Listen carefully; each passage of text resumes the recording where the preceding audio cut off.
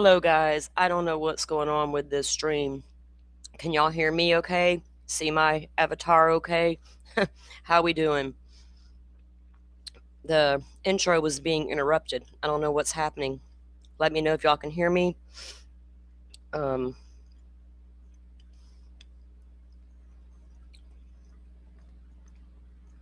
Forrest is gone to do doggy duty. Rachel, are you here? Can you guys hear me?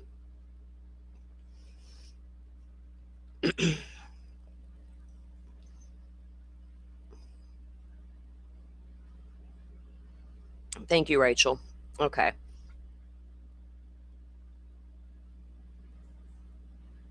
Okay. Hi, welcome in, Morris Dog Mom. Thank you for catching that on replay and joining us today. Welcome into my mod team. Of course, Forrest and Rachel are here. Butterfly can't be with us today. Simi will venture in and out. Hello, Pinto. Welcome in. How are you? Guys, this is going to be a heavy case. So all of our regulars that are usually with us, if they don't want to participate in this trial, I totally understand. But, we can't, high profile cases happen, different circumstances for all these cases, and I don't want to shy away from some. I want to lean into some of them, and I appreciate y'all for coming in and being a part of it, because it's going to be a heavy trial, I think. And I think, I don't know that people are like, drawn signs, Lance, I can't even talk this morning, lines in the sand, like, oh, pick a side. We're above that. We're going to unpack it and see what they have to say at trial, right? And I'm going in with a completely open mind, because we have to at this point. We have to start talking about mental health. Remember, everybody wants to blame mental health, but what are we going to do about it going forward? How many of these women suffer through this, that fall between the cracks because, you murdered your babies? End of story, right? We all know how that feels. We've seen these cases unfold time and time and time again. Sometimes it is just that. Bitch murdered her babies because they were in the way. Susan Smith's prime example. Andrea Yates was the first one that did it that I was like, wait, brakes on. There might be more here that needs to be unpacked, right? This case is reminiscent of that case, in my opinion. There's been a lot of movement in the case over the couple of years that it's been active. This happened in January 24th, 2023. I knew about it when it happened, but I just never kept up with all the ins and outs because I wanted to wait and see where it all went, and now we're there. So we do have some backstory and some stuff to unpack with the case to get us primed up, because I do intend to stream this trial. And I know jury selection begins on Monday, but it might be a lengthy process, 2 to 3 days, maybe all week. We don't know yet. So I don't know when they will actually start the trial. I don't think I'll be covering the jury selection part, because it's always long and tedious and quite boring. A lot of questions will be in, all that elimination that goes on there. So when they're done with that part of the jury selection and they seat a jury, then we'll start streaming it. I believe they have a potential witness list of 200. The prosecution has about 168 potential witnesses, while the defense has about 50 potential witnesses. They plan to seat 18 jurors. 12 of those will be active with 6 alternates. The judge has not ordered a sequestration of the jury. So, we'll let them get through that process, and then well, of course, I'll report on it at the end of the day. We'll keep up with what's going on there as they move forward through the process. It is a heavy case, Rach, and I think you and I are both on the same page as far as covering this, so appreciate that. And it's welcome in, Morris Dog. Morris Mom Dog. It is good to see you. Thanks for being here. And thank you for all of y'all who tuned in last night. I do appreciate that. I'll be honest, I do not know when I'll ever do another Idaho 4 show. The conversation has to move. The needle has to move. People have to have open minds and be able to talk about things without going, oh my God, he's a murderer. We know. There's so much more to this true crime to unpack than just the gore of the crime itself. and the who did it, you know, pointing fingers and blaming all these other individuals that may have nothing to do with anything is more fun, I think, a lot of times for people. And I get it, I guess. I don't, but thousands of people get it. It's obvious. I just don't know if I want to cover any more about that case, honest to God, until they start unpacking some real documents that I can get behind. Then we'll be here for it. And I appreciate y'all that do come in outside of the Idaho for coverage, because God knows there's far more stuff to cover than just the Brian Koberger of it all, right? And look, them pro burgers do not bother me, y'all. They don't get under my skin. They don't trigger me because I don't watch them. I see the bullshit they're doing, but I don't watch it. I don't participate in it. I do not care. Nothing I say is going to change the mind of a pro burger, right? Not my job. My job is to bring facts as we know them based on what we know to our community. And we discuss it here the way we want to discuss it. So I can't sit up here for hours on end, y'all, and bash a bunch of people and a bunch of creators and call that entertainment. To me, that's not. Do I go sit in those chats occasionally? Yeah, but I don't stay for the whole show because, after a while it's enough. But shout out to all those out there doing all the Lord's work. Carry on. Now, a little something's happened close to home here, and I think it's been quite comical to watch it unfold over the past few days because I get what people's concerns were, but you don't live here. You don't go to the beach all the time. You have no idea what the Blue Angels are all about. You have no idea how many times they have flown low over our heads to the point where you can almost reach out and touch them. My close encounter didn't happen at the beach. It happened in my own front yard. I lived right next to the Navy base. And one morning, I'm seeing my man off to work. I walk out the door with him, and we're standing right by the car. You could hear it coming. We're like, uh-oh. We turned and looked, and before we knew it, he had topped the trees, left the base, flew right above our heads. I mean, literally, but they couldn't help it. They built houses next to the base. Flies right over. I mean, I could have literally reached out and touched this dude. It was so close. And it was amazing. I'm not going to say it wasn't. Now, the little people may have seen the video, the little windstorm that occurred when the Blue Angel flew over the beach. That's normal. The natives and locals know it will happen, but all those tourists ain't got a clue. Y'all hold your shit down.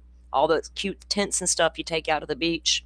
Wind gusts could come up any point in any given moment. A gust could come out of that Gulf and blow all your shit away. So be careful out there, man. Be careful on the beaches of the Gulf Coast. This shit is so funny to me. I mean, it's not funny because people are like, "Oh, it's dangerous." Here's the thing: they do it all the time at the air show in Pensacola Beach. We are privileged to all of their practice sessions here. Where I used to live, right next to the base, a few years later, I lived about 10 minutes from the base. We sat outside, me and my cousin, all the time and got a free air show every day while they were practicing. And they fly low over your houses. It is what it is.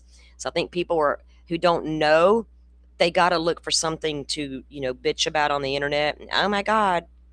Because those military helicopter pilots, did the low fly over the beach, and people had an uproar about that. And they did it for the Blue Angels as well. They're like, that's not cool. Oh, y'all just don't know, apparently. They just don't know, y'all. We support the Blue Angels and nobody got in trouble.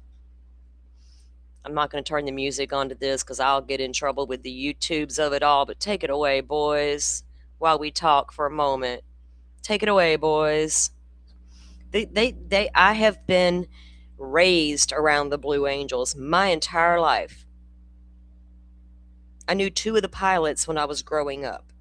They gave us all kinds of cool shit. They're pretty good guys. There's been a lot of pilots over the years, right? A lot of these pilots come and go. They are the elite pilots. They know their shit. They know exactly what they're. I wish I could play that song because I would be busting out in song with y'all because I can sing Sweet Emotion. I know every word for word for word for word, right? But it's really, but I'll get in trouble for playing their music. But I just think it's crazy that people, get all in an uproar over some ridiculous stuff sometimes.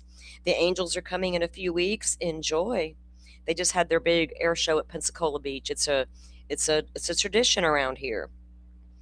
I mean, I've been out there millions of times, and out of nowhere, here comes one right out there. You're like, damn, there he is, and you don't even realize it until they're coming and gone half the time. You know, it's an amazing show.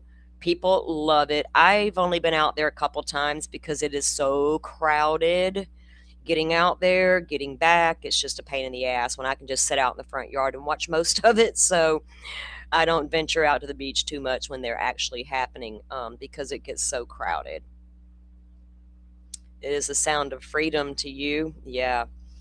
Look, my dad lives next to Eglin Air Force Base, y'all. When they were testing the stealth bomber and denied it existed, my daddy knew it existed. He's seen it with his own eyes for years. And it was breaking on the news, little tidbits would come out and the military would deny it every time. My daddy was like, mm-mm-mm. We see it every time we're in the woods, right? I grew up in those woods too. We would find, y'all'd be surprised at some of the air maneuvers we see around here from the military. Living next to one of the largest Air Force bases in the world, Eglin Air Force Base, and the Naval Air Station Pensacola. And we got helicopter fields all over the place. It's par for the course around here, you know what I mean? But they're amazing. If they come to y'all's town anytime soon, catch the show. Now let's pull up the video from where they flew over the beach and blew everybody's stuff away. And it was obvious when I saw it. I was like, "Oh yeah, he flew out of bounds ever so slightly." He did. I'm not going to sit here and say he didn't, but people went crazy for it. It was just ever so slightly. They usually don't fly directly over the edge of the beach like he did, but he did. Gave the people a show. And I'm telling y'all, your shit can blow away at any given moment out there. And please take it all with you when you leave.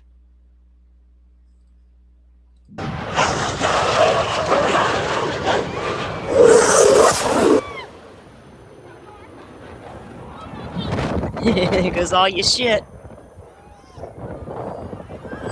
The acting Secretary of the Navy says no one from the Navy's elite Blue Angels will be reprimanded or punished after a low-altitude passover in Pensacola Beach, Florida yesterday. And we have new video.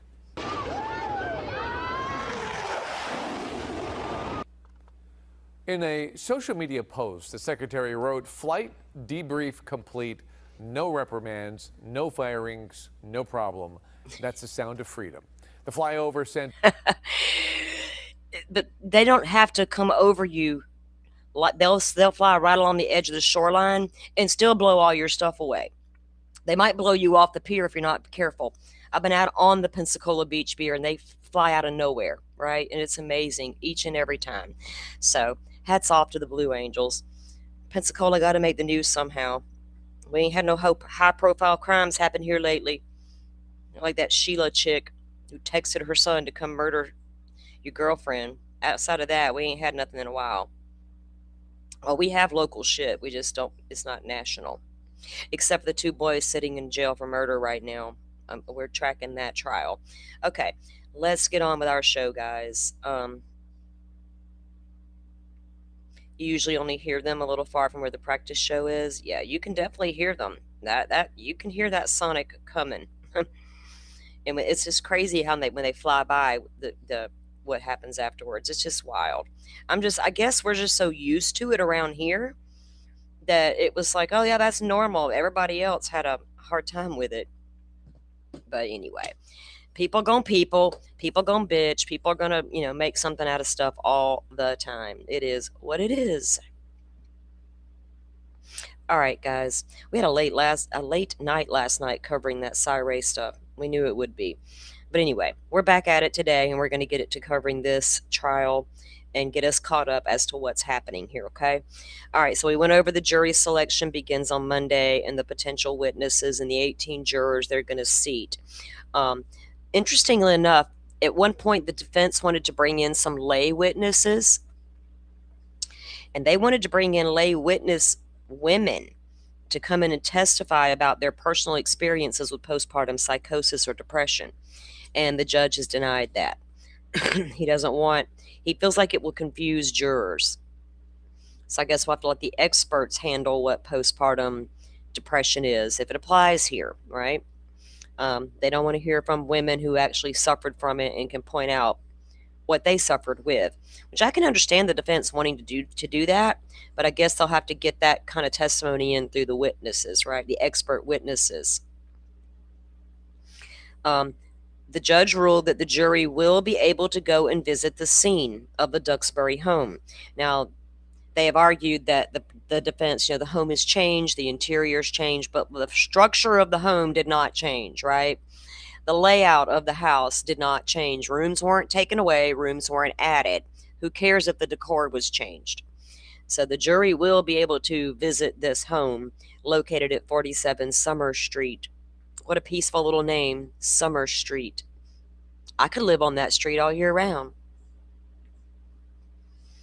They did remove 3 counts of strangulation that were dropped, noting they were redundant with the 3 murder counts. Now, I'll be careful about how I say some of the things I say, because y'all, every time I do a show on the ciders, YouTube don't like it. So, got to get a little more clever, because we can't use the big, adult words and actual conversations are just a little much for people on the internet. But hey, you can go live and tear down another individual and cuss like a rabid beast for hours, and it's okay. YouTube doesn't care. But go live and talk about an actual crime, and they care. We're sensitive to our language, but we could fuck off all day long. Okay, YouTube, y'all need to get it together a little bit, man. Y'all are losing sight of what's really important here, like a lot of people apparently. I know I'm a little too much sometimes. I'm sorry. I don't mean that as a dig at anybody in particular. Please don't even try to go there.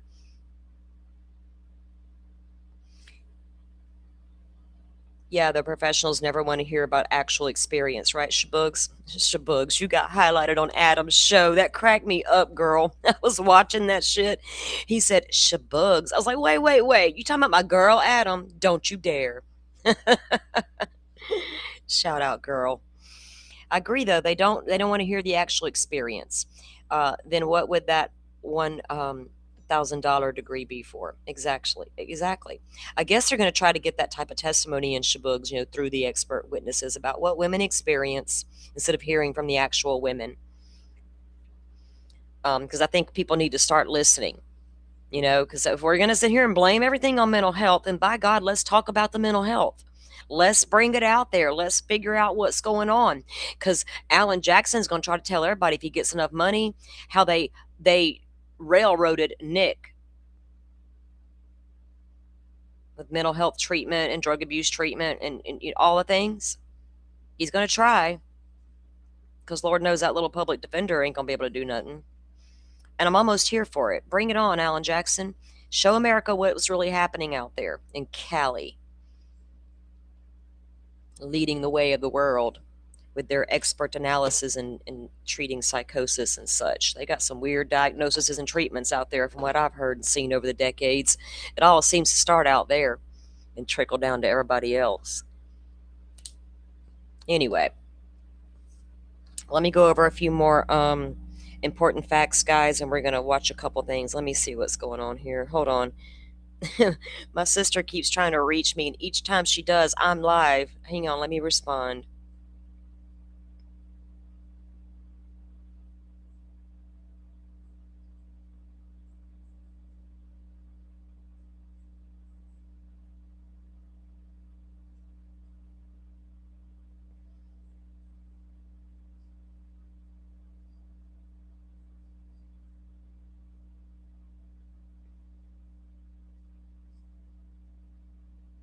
Okay. All right. Let me get the chat up where I can see you guys while I'm reading some of this stuff. All right. And we're going to get into the document as well.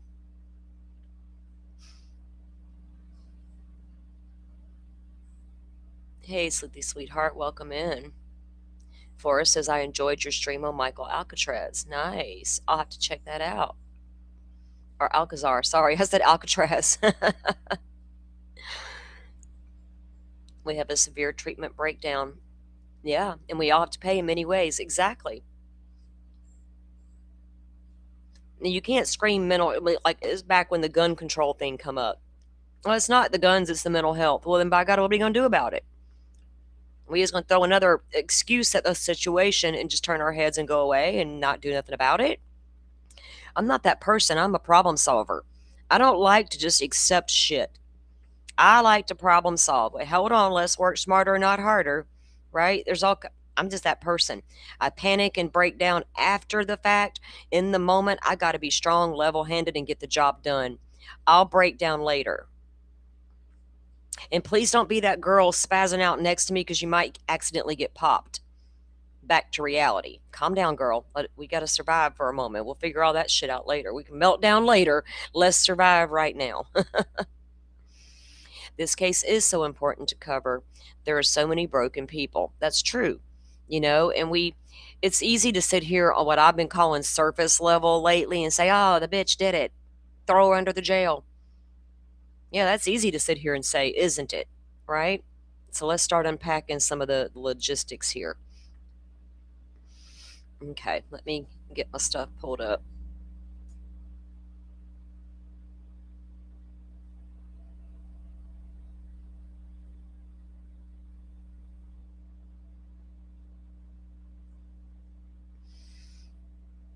So they wanted the judge, so at a final pretrial hearing on July 13th, 2026, Judge William Sullivan dealt a blow to the defense by denying a motion to allow 16 laywomen to testify about their own personal struggles with postpartum psychosis. The judge sided with prosecutors, stating that their addition could create a trial within a trial. Really? And ruled that the defense must rely strictly on expert medical witnesses to explain her state of mind. So they will rely heavily on that, I guess. One of the core legal battles in the case, the defense attorney Reddington intends to present lack of criminal responsibility, the insanity defense, arguing Lindsay was in severe throes of mental health crisis and involuntarily intoxicated by extreme polypharmacy. Conversely, prosecutors will present a theory of premeditated murder, emphasizing she sent her husband out for food deliberately to secure time alone with the children. Well, she did. She sent him to CVS and to get food. He leaves the house at 5:10 p.m. and he returns at 5:54 to his children deceased and his wife laying on the front lawn, jumping out of the window. Lindsay is currently in medical confinement and remains held at the Tewksbury State Hospital. She is permanently paralyzed from the waist down due to the injuries that she sustained jumping from the two-story window. We know that the lawsuits have been filed. We have both documents from both of the lawsuits. Don't know that we'll get into those today. We'll see how it goes. Now, interestingly enough, Patrick Clancy did an article or an interview with the New Yorker. He moved from Boston or Massachusetts to Manhattan, I believe it was, and he did an interview with them. We can't access it unless I subscribe and do all these things. I'm not even going to do it because here's the thing.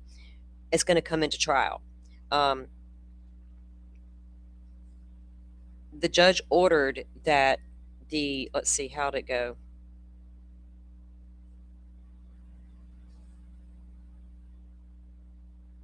All right. The Plymouth District Attorney's Office requested all raw audio background materials and off-the-record conversations from the journalist that did the article. They argued that the final article was biased toward Lindsay Clancy's insanity defense, and they want to see what Patrick Clancy said behind the scenes and determine what information was left out of the final print. They wanted all the notes and everything from that journalist, and the judge approved it. They fought it, you know, for the media.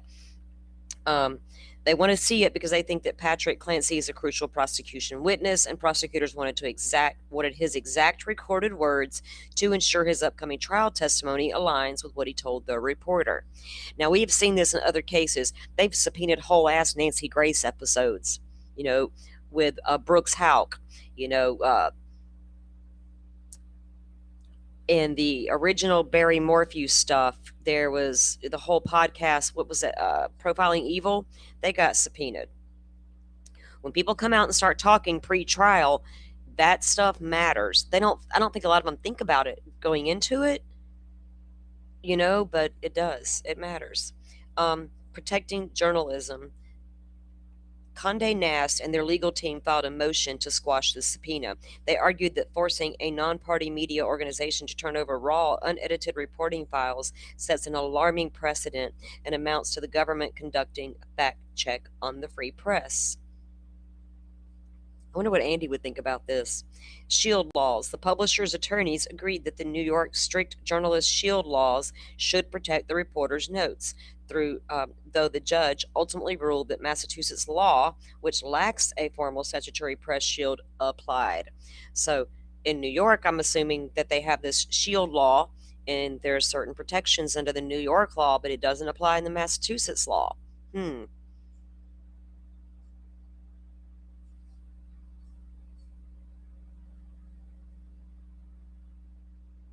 Exactly. None of us excuse her taking those babies' lives, do we? It's not that. It's not even about that.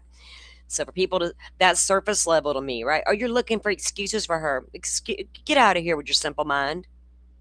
Like that's to the point where we're at with some of this stuff. Can you go away with your simple mind? We're going deep and having conversation here, right? Go on with the shallow. So the judge did ultimately side with the prosecution to bring that in.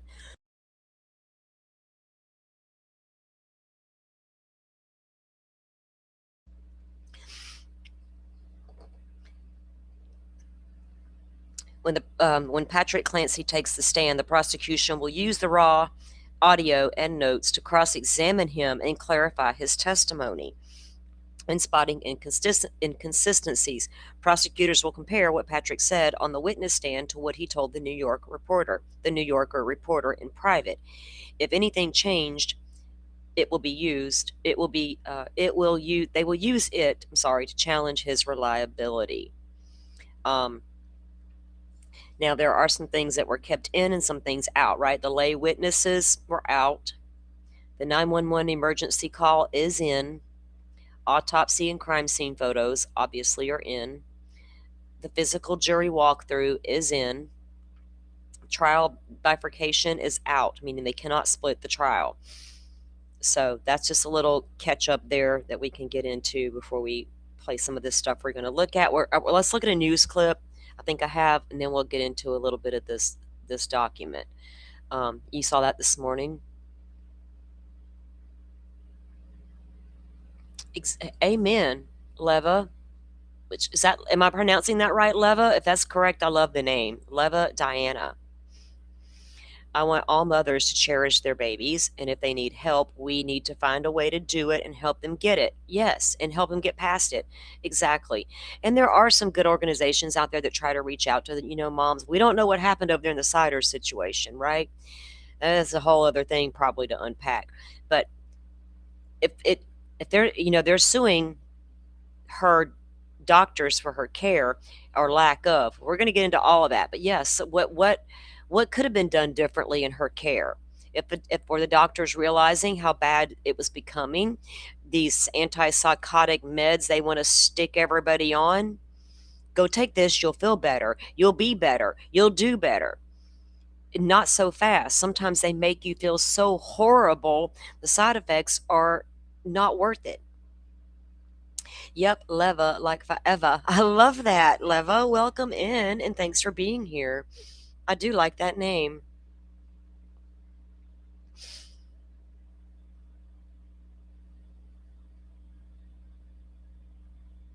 Okay, let's get this going.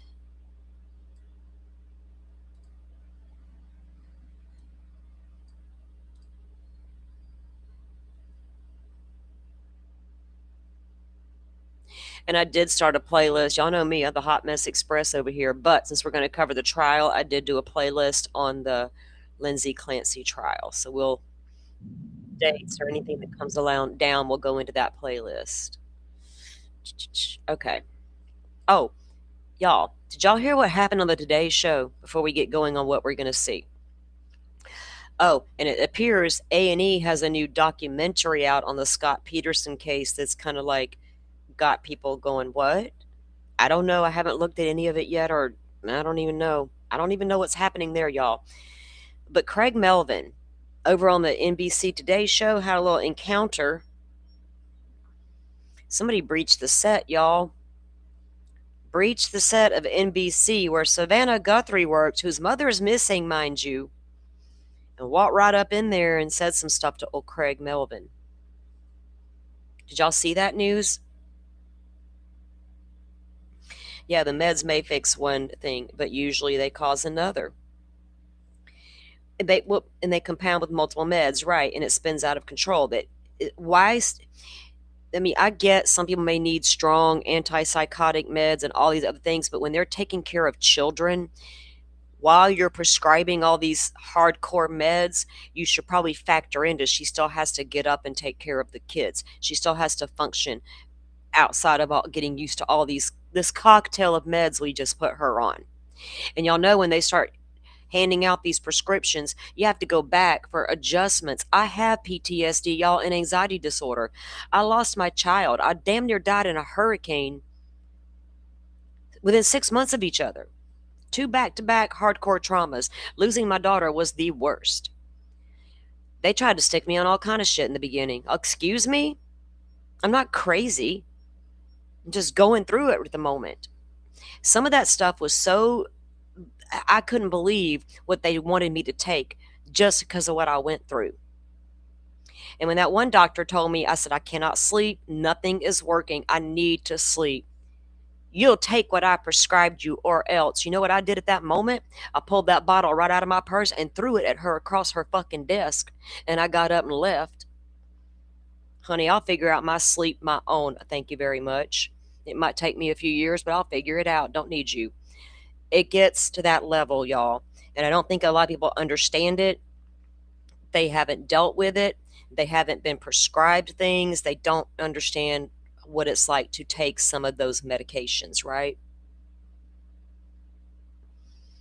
I have been through hell and back, shabugs. It's okay. I pull up my big girl pants every day and get on with my life, and I am grateful and full of gratitude every single morning when I wake up. And I spend every single morning outside in nature, setting it all down and thanking for that gratitude, right? But I've been through it. You know, premature son, spent a year in the hospital, a child who passed away, a hurricane that damn near took me out with it, took my whole house down around me. But it's okay. We survived. And that's the thing. We all have been through it in one way or another, and we've all survived, and we can be here for each other and share our stories. That's how we get through stuff. Being there for each other and sharing the stories, right? Don't share them to get the sympathy and the empathy and all the things. Share because you want to share and you want to let people know, hey, I've been through it and I understand, right? So that's why I love y'all coming in, joining the conversation, and bringing your experience to the table. That matters in these cases.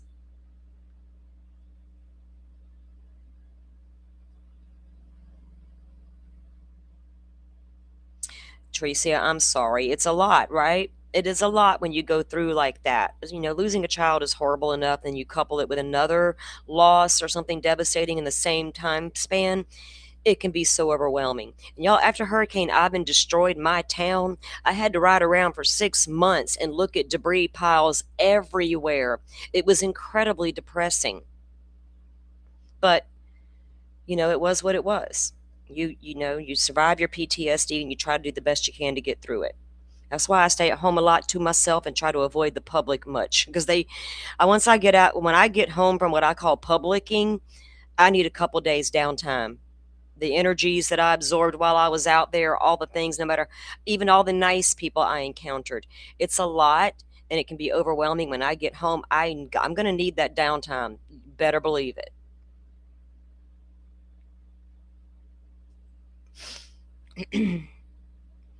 Thank you, Sleuthy Sweetheart. Appreciate that.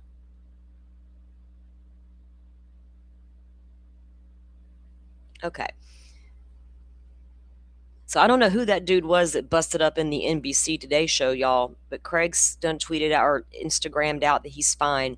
Apparently some guy broke in or came in through a door. They say it was the same one Savannah used when she came back to the Today show to do her "Hi, I'm here, I'll be back in a few days or weeks" or whatever it was situation. But where was security? You would think security would be through the roof because Savannah's in the building, right? We don't know who took her mama. What if they come after her? That one guy, that retired FBI agent that used to work that task force out there in LA, who dealt with the NBC security all the time about the constant stalkers. I wonder what he thought about that. I don't know, y'all. They arrested the guy. We'll see what happens. Probably nothing. Okay, let's play this piece here. And this talks about that New Yorker magazine piece.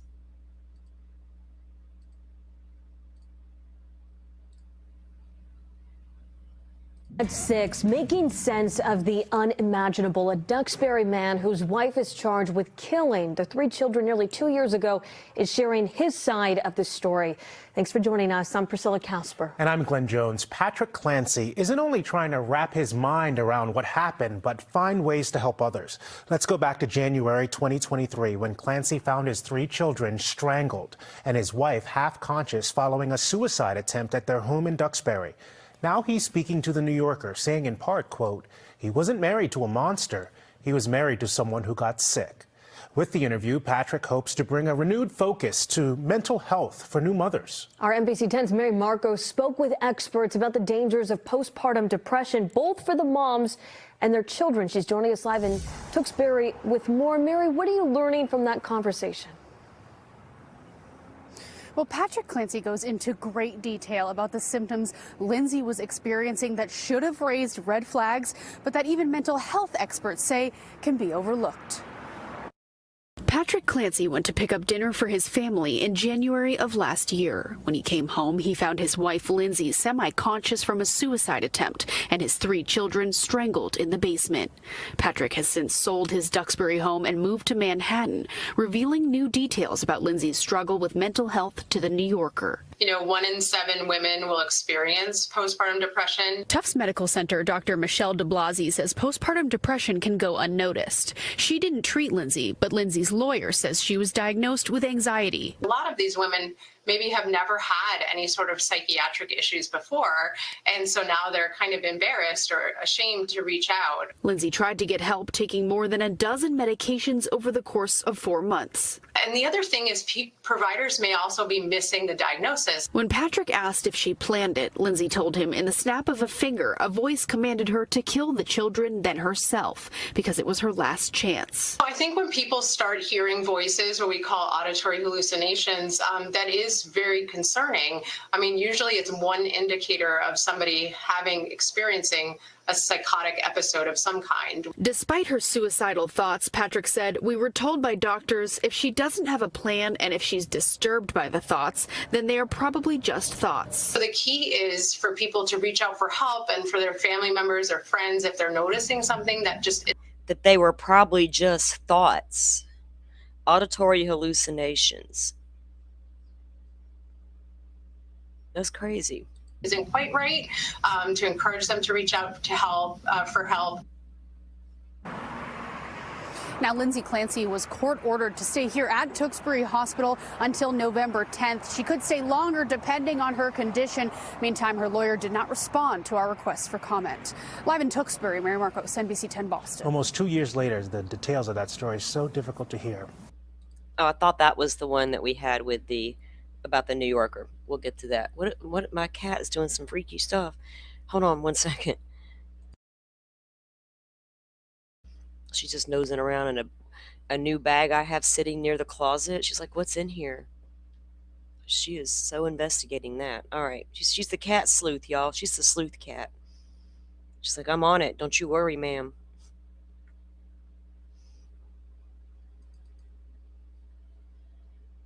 She was attacking something in my floor the other night, and I'm laying in my bed going, what in the hell is that cat doing? Like, I thought it was like a big bug or something. Like, there better not be a big bug in my room. She's just attacking something. So I finally get up, and it was a hair tie. She stole my hair tie off the dresser and was having a field day with that thing in the floor.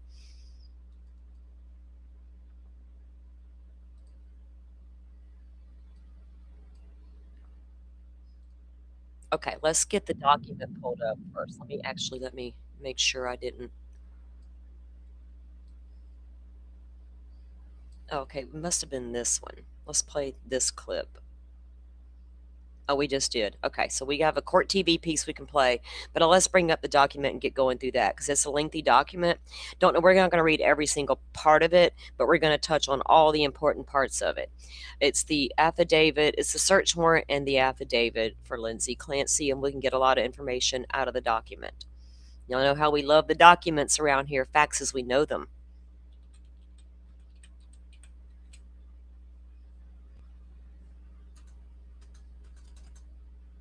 Ah. Okay. Let me make this large enough for my blind self to read it and get it on the screen.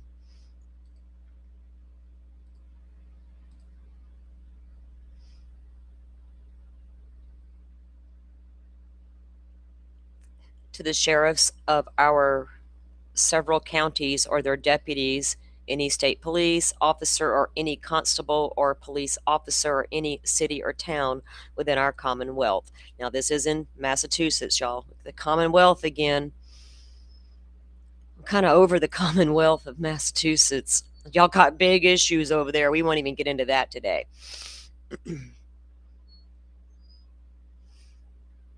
Says, you are therefore commanded within reasonable time and in no evident no later than 7 days from the issuance of this search warrant to search the following property: a tablet with blue case with visible model number. This tablet with blue case was located on the kitchen counter near the sink at the residence of 47 Summer Street, Duxbury, Massachusetts, as a result of a search warrant which was executed on Wednesday, January 25th, 2023. So what, the day after the crimes? This is just what they were allowed to go in there and look for. This was signed off. Date issued 3/9/23, it says there. This is just the rule of officers serving the warrant. Signed off on it. All that's here. The probable cause to believe that the property described below has been stolen. So that there actually no need to read all that. This is for murder. So they're just going through all that. So here's the attachment A. Date evidencing the identity of the person owning or processing the tablet. Date evidencing communications between Lindsay Clancy and contacts and or group chats regarding Lindsay's state of mind. Did she chat with friends about her state of mind, I wonder? Oh, come on, work right. Data evidencing Lindsay Clancy's whereabouts on the 24th of January, including but not limited to data evidencing Clancy's location during that time. Data evidencing communications with Clancy and others known and unknown, which may have contained information regarding the unalivings, strangulations, and assault and battery with a dangerous weapon of, here's the children's names and birthdays, guy, Cora Clancy. Her birthday was December 24th, 2017. Dawson Clancy, his date of birth was 9/30/2019. And Callan Clancy, 5/26/22. These kids were 5, 3, and 8 months old at the time. Lindsay Clancy's birthday is 8/11/1990. She was, 32 at the time of the crime. Data evidencing any communications relative to the unalivings, stranglings, and the assault and battery with the dangerous weapon of the children.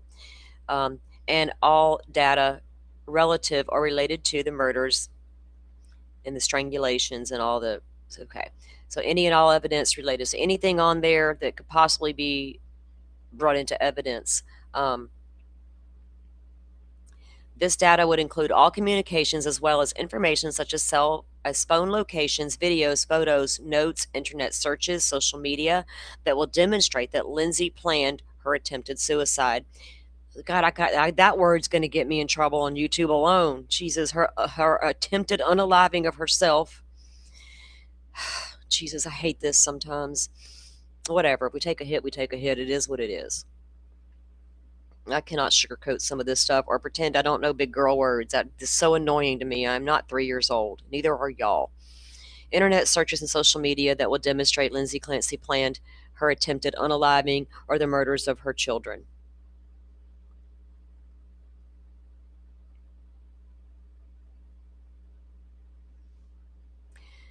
Thursday, March 9, 2023, Daniel Lawler, duly sworn. He's going to go through all his stuff there. We don't really need to know.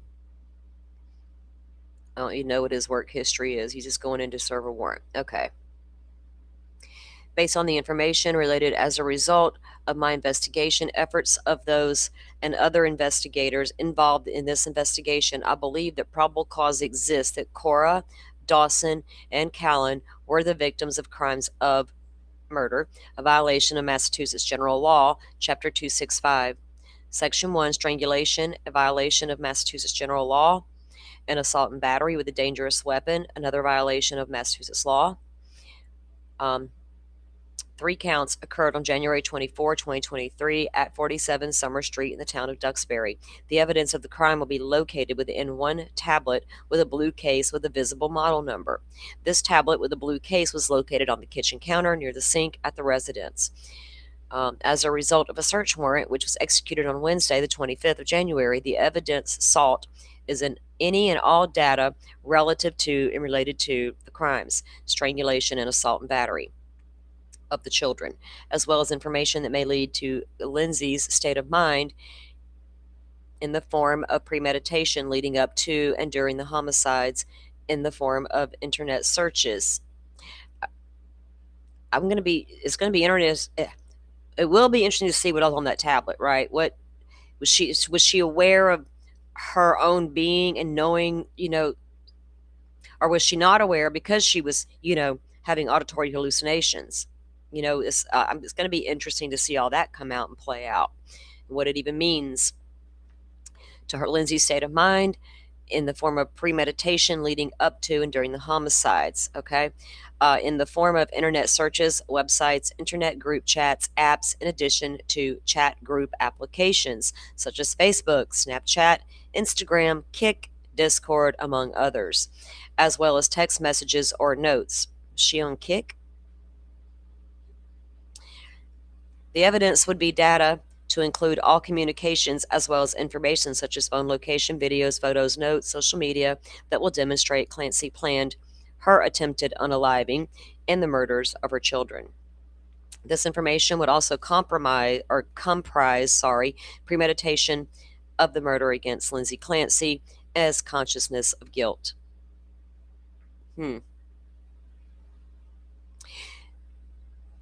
The affidavit is being submitted for limited purposes of establishing probable cause to conduct forensic search of the tablet with a purple case, with a visible model number.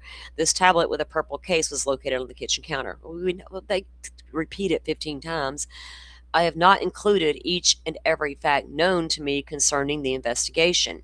The foregoing facts are based on my personal participation in the investigation as well as other law enforcement personnel participation in the investigation.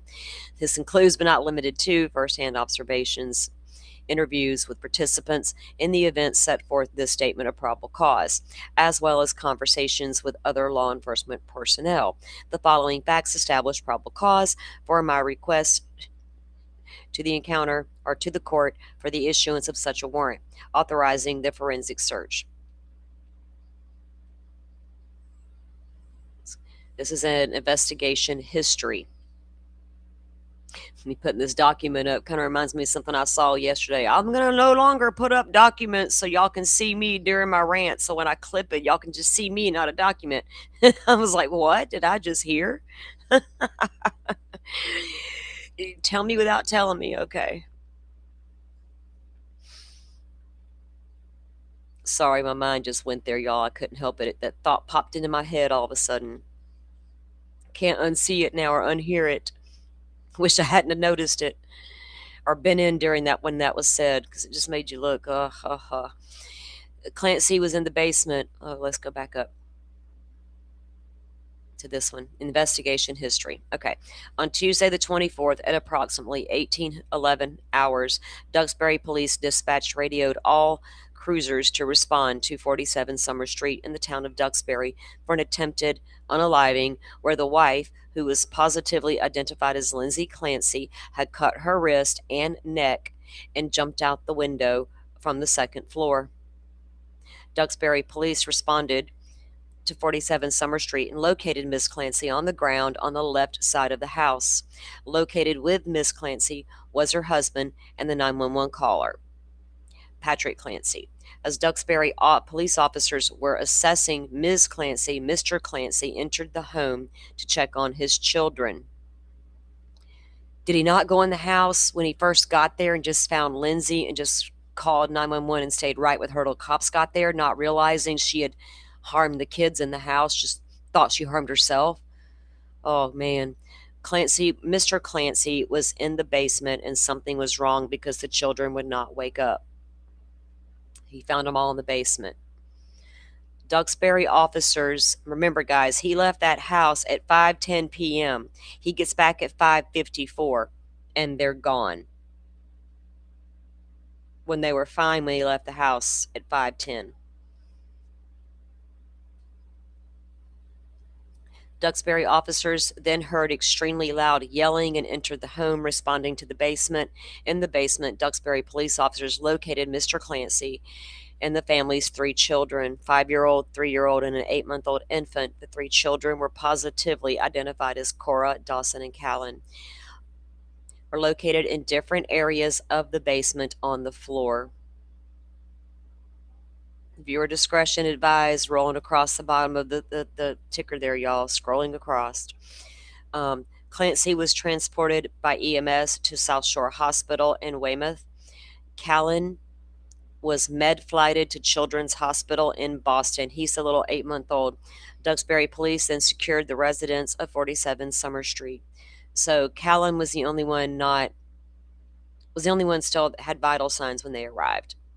We'll be delicate. On Tuesday, the 24th, at approximately 1929 hours, Trooper Rabbit arrived at emergency department of Beth Israel Deaconess Hospital, BID Plymouth. Okay. Trooper Rabbit was met by Duxbury Police Department officer Joseph Polini. Cora was located in exam room 3. Dawson was located in trauma 1, and Callan was located in trauma 2. However, he was med-flighted to Boston Children's Hospital shortly after Trooper's arrival. Oh, okay. On Tuesday, Tuesday, January 24th. Let me check in on chat. Your neighbors with Jet? Nice. Nice. I saw your comment, Jet. That's right. They're always going out there. Use Uncle Google. Might tell on her. Maybe Simi, maybe not. She might have been Googling what the hell's wrong with me.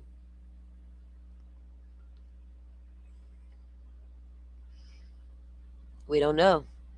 On Tuesday, the 24th, Rabbit spoke with emergency department Dr. Mark Tenerowizes, something or another.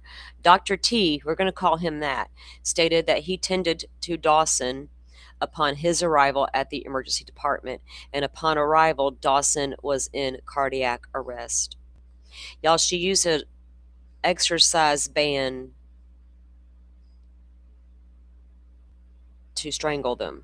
I don't know how, I can't think of a word to change out for that. Sorry, YouTube. Dr. T stated that he had been told that Dawson had an exercise band tied around his neck prior to being transported to BID Plymouth. Dr. T stated that Dawson Clancy had signs of strangulation, particularly petechia on the side of his face. Dr. T stated Dawson had a bruise on his right knee and an old bruise on his right shin. Dr. T declared Dawson dead at approximately 19:28 the same day. On Tuesday, January 24, at approximately 20:02 hours, Trooper Rabbit and Trooper Ashley Ashley of the Mass State Police Crime Scene Services section observed Cora in the emergency department room 3. Cora was located in a hospital bed. Cora was covered in a white blanket and had a medical device protruding from her mouth and left ankle. Cora also had automated external defibrillator pads on her chest and neck and a neck collar around her neck. Goodness gracious, these poor babies. Cora Clancy had gray and orange pajamas partially on her body, which had been partially cut off, which we know the hospital did that. Cora also had what appeared to be a bruise to the inside of her right bicep. Cora's hands were bagged by Trooper Falea. Cora was digitally photographed by Trooper F. Cora Clancy was later moved to the BID Plymouth morgue to be picked up by members of the medical examiner's office. On Tuesday the 24th at approximately 2010 hours, Trooper Rabbit spoke with Dr. Benjamin Kaufman. Dr. Kaufman tended to Callan upon arrival at BID Plymouth. Dr. Kaufman stated that he noted no specific injuries besides Callan being in cardiac arrest, and he was in critical condition prior to being med-flighted. On Tuesday, the 24th, 2023, at approximately 2500 hours, Trooper Rabbit spoke with Dr. Michael Snyder. Dr. Michael Snyder tended to Cora upon her arrival at BID Plymouth. Dr. Snyder stated that Cora was in cardiac arrest upon arrival. Dr. Snyder stated that Cora had ecchymosis, bruising, popped blood vessels. We've heard ecchymosis. I've heard he's not a doctor. Joseph Scott Morgan talk about stuff like that, right? Around her head, eyes, and neck. Dr. Snyder stated that Cora had bruising to her chest and that he stated most likely due to medical staff performing cardiac resuscitation on her. Dr. Snyder stated that he pronounced Cora Clancy deceased at 19:28 hours. Wow. Bless their little hearts.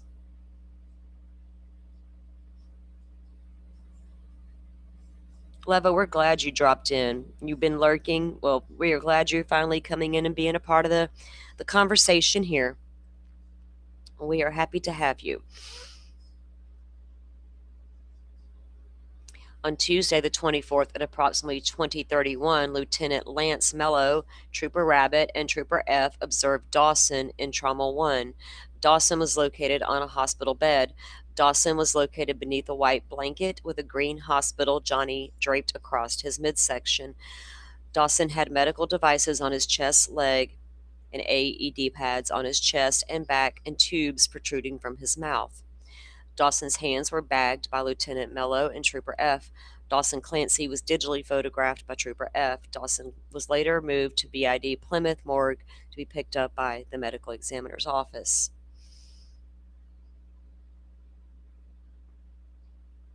So by the time he gets there and finds Lindsay and then discovers the children, they're not, they're still alive, but they did not make it. We all know that. That makes you wonder how the struggling that the kids went through, right? The pain and suffering. Y'all get it, from the time of the injury all the way to the hospital, fighting to breathe, all the things. The prosecution's going to go heavy on that type of stuff. But we all know that happened. So it's not like she didn't do it kind of situation. It's why did she do it? Right? That why sometimes has to be asked. especially since it keeps happening. These mothers keep unaliving their children. We've got to start asking why. It's bad enough when strangers do it, but the mothers, come the hell on. We know we're putting a stop to it if we can.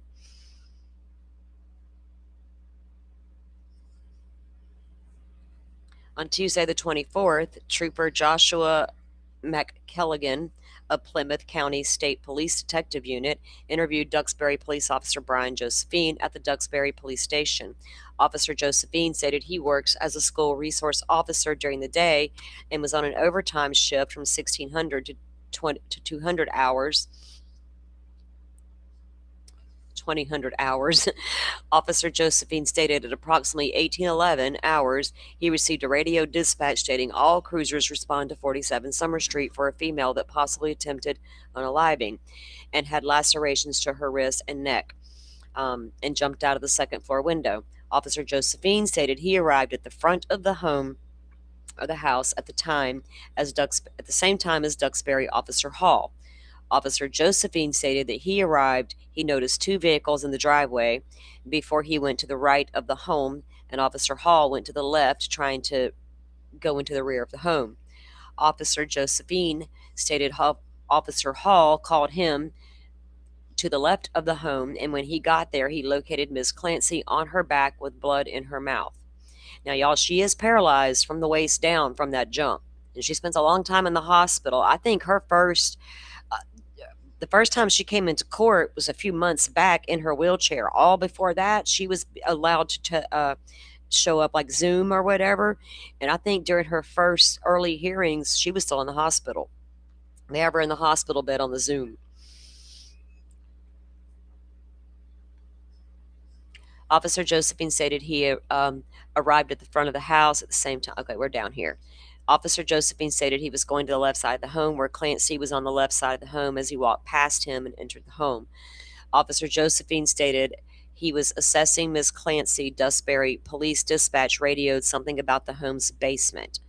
Officer Josephine was unsure of the transmission before he heard extremely loud screaming coming from the home. I can only imagine what Patrick felt once he entered that home and found his children like that. Especially knowing his wife's been struggling and counting on doctors to fix her. Officer Josephine stated he entered the home through the rear sliding door, which was already open. Officer Josephine stated he entered into the kitchen, then took a left to get to the staircase to the basement. Officer Josephine and Mr. Clancy was still screaming. Officer Josephine stated Mr. Clancy was still screaming. Officer Josephine stated he went down to the basement stairs and turned right. Officer stated that the basement was divided into a left side and a right side. Officer Josephine stated Mr. Clancy came out of the far room and stated she killed the kids. Officer Josephine stated he entered the rear room and believed he observed a 2-year-old laying on his back unresponsive and was blue and purple in the face. Officer Josephine stated that he believed he saw bruising on the child's neck. The officer also stated there was blue resistance band next to the child's head. Officer Josephine stated he grabbed the child and ran him up the stairs and out the front door into an arriving ambulance. Officer Josephine stated he returned to the basement and turned left this time. Officer stated he observed the family's 2 other children on the ground unresponsive, both having life-saving measures performed by Duxbury EMS. Other officers stated the rooms to the right of the basement appeared to be a weight room style, and an office and an area to the left in the basement appeared to be a living room area with couches. Officer Josephine was unsure of the layout of the basement because he was focused on the children. So I have a family room down there, an office, and the workout room.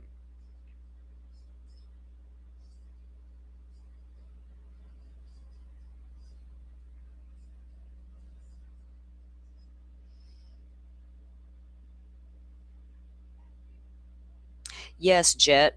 We'll pull that up. Y'all want to take a break and do that? We're on page 11. I'm good. Whatever y'all want to do, we'll do it. Because that's an important thing to look at. And I don't have one preloaded back here, but let's see if we can grab one. Let me move this screen over for a minute. Let me see what I can pull up real quick for our visual. Let's see, what is that address? 47 Summer?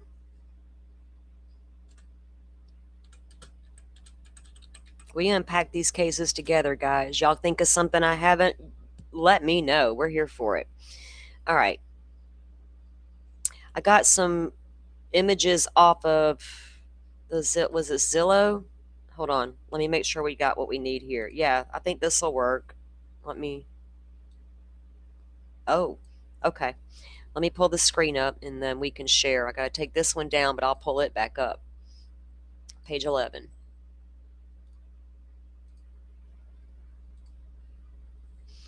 All right, guys, so here's the home. And thanks, Jet, for suggesting it.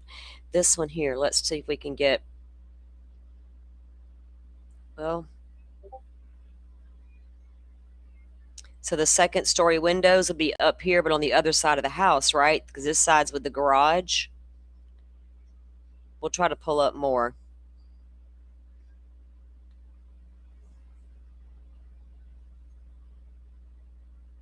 I like this room right here with the slides. That's the sliding door off the kitchen there. Oh man, I'd spend a lot of time right there. My mouse just died again. Shit. Y'all hold on. I gotta find a dang battery. Sorry. Hold on.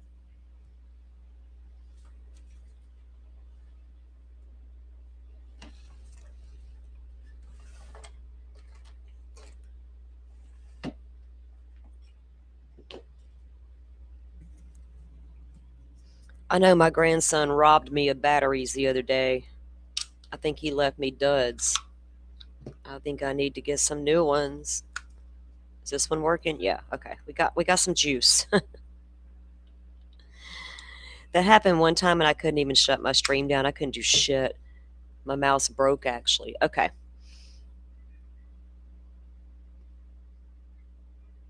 I don't know if this is when they were living there or if this is at, after they moved and it was sold. I want to see if we can get upstairs. There's a bathroom, appears to be upstairs. Is this a family room basement?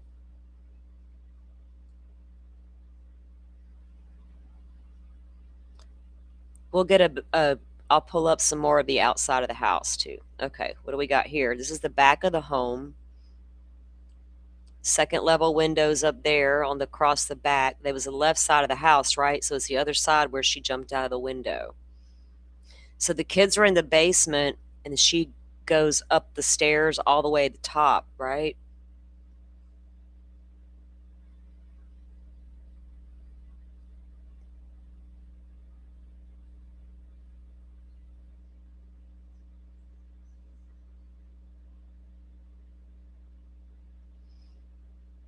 Kills me that people have all this wealth and accomplishment and go fuck it up. People can be poor and have the same problems. You know what I mean? Is that what you, I don't know if that, I might misunderstand that comment. It is a pretty house, right? It's a little, to me, it's like Cape Cod-ish, Massachusetts, Boston-y type stuff. But the windows that she jumped out of is on the other side of the house there. So far, we've seen the front. We've seen the side here by the garage and the back. There's another view of the back. So you can guess how high the windows were because they're going to be the same on the other side of the house there we can't see yet. I don't know if we'll get any more images. No?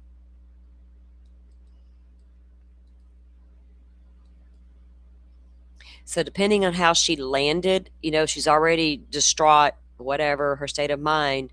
She slit her wrist, she has slit her neck, and now she's jumping out that window. We don't know how much velocity she put behind it. You know what I mean? But that impact on that ground paralyzed her.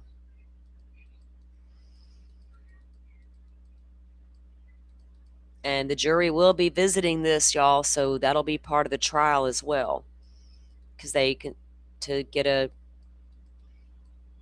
because her moving from the basement all the way to the top, you know what I mean, to pull that off, or for her intention.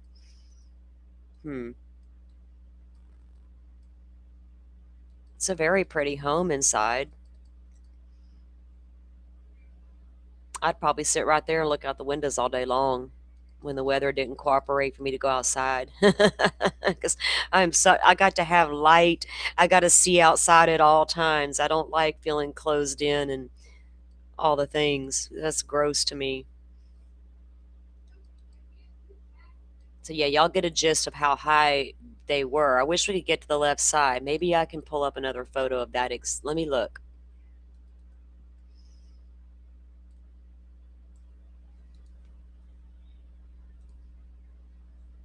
Images. Let me see what we can grab here.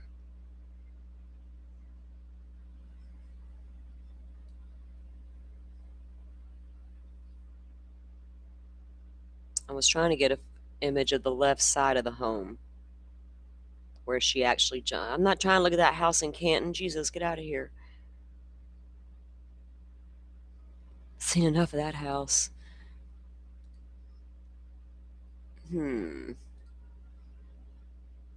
I don't see any that we can view just the left side of that house, but y'all saw what it looked like. So I'm glad you brought that up, because I did want to bring up a picture to show everybody what what it looks like. We all like to look at our visuals, right? Actually, I'll get that preloaded back here too for when we're doing the trial, because they'll have breaks and stuff from trial. So I still got some things to do this weekend to upload for us.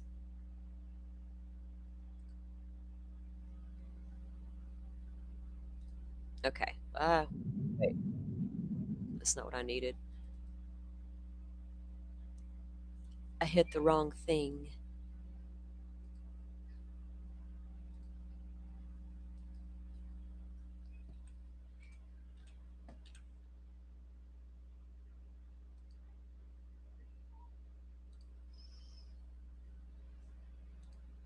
Okay.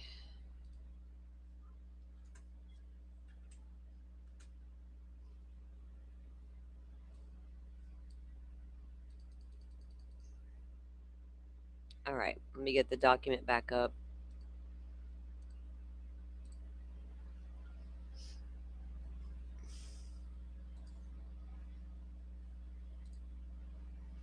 Can y'all still see it okay? All right. Now, I want to see my chat. There we go.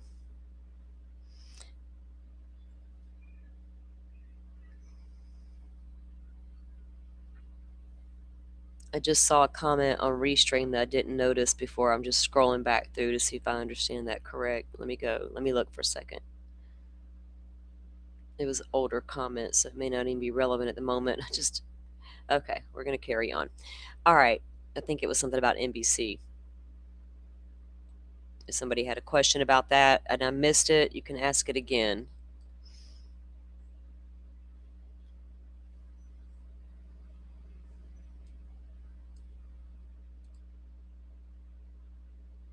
Hang on, guys. I'm just trying to adjust my chat so I can see you guys while I'm reading. I'm trying to pay attention to chat while I'm reading.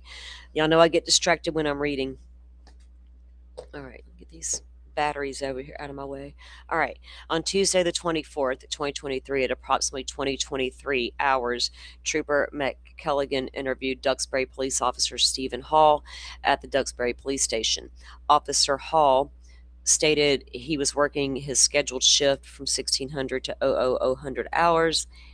Officer Hall stated he received a radio transmission from the Duxbury Police. Let's get on down to what he did.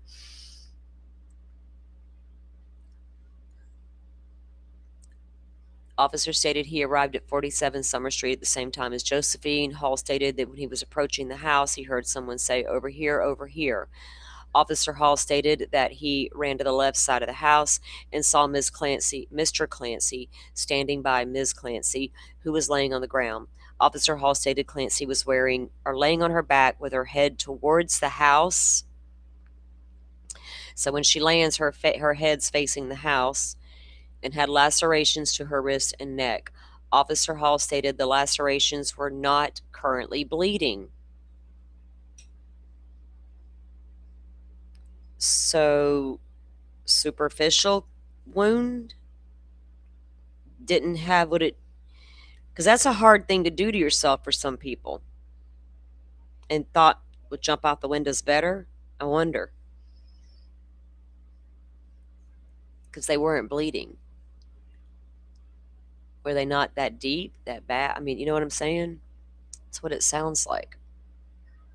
Were not currently bleeding. Officer Hall stated Ms. Clancy was breathing but was semi-conscious. Hall stated he entered the home through the rear door and entered the kitchen. We all saw the back of the home. Officer Hall stated he took his second left and proceeded down the basement stairs.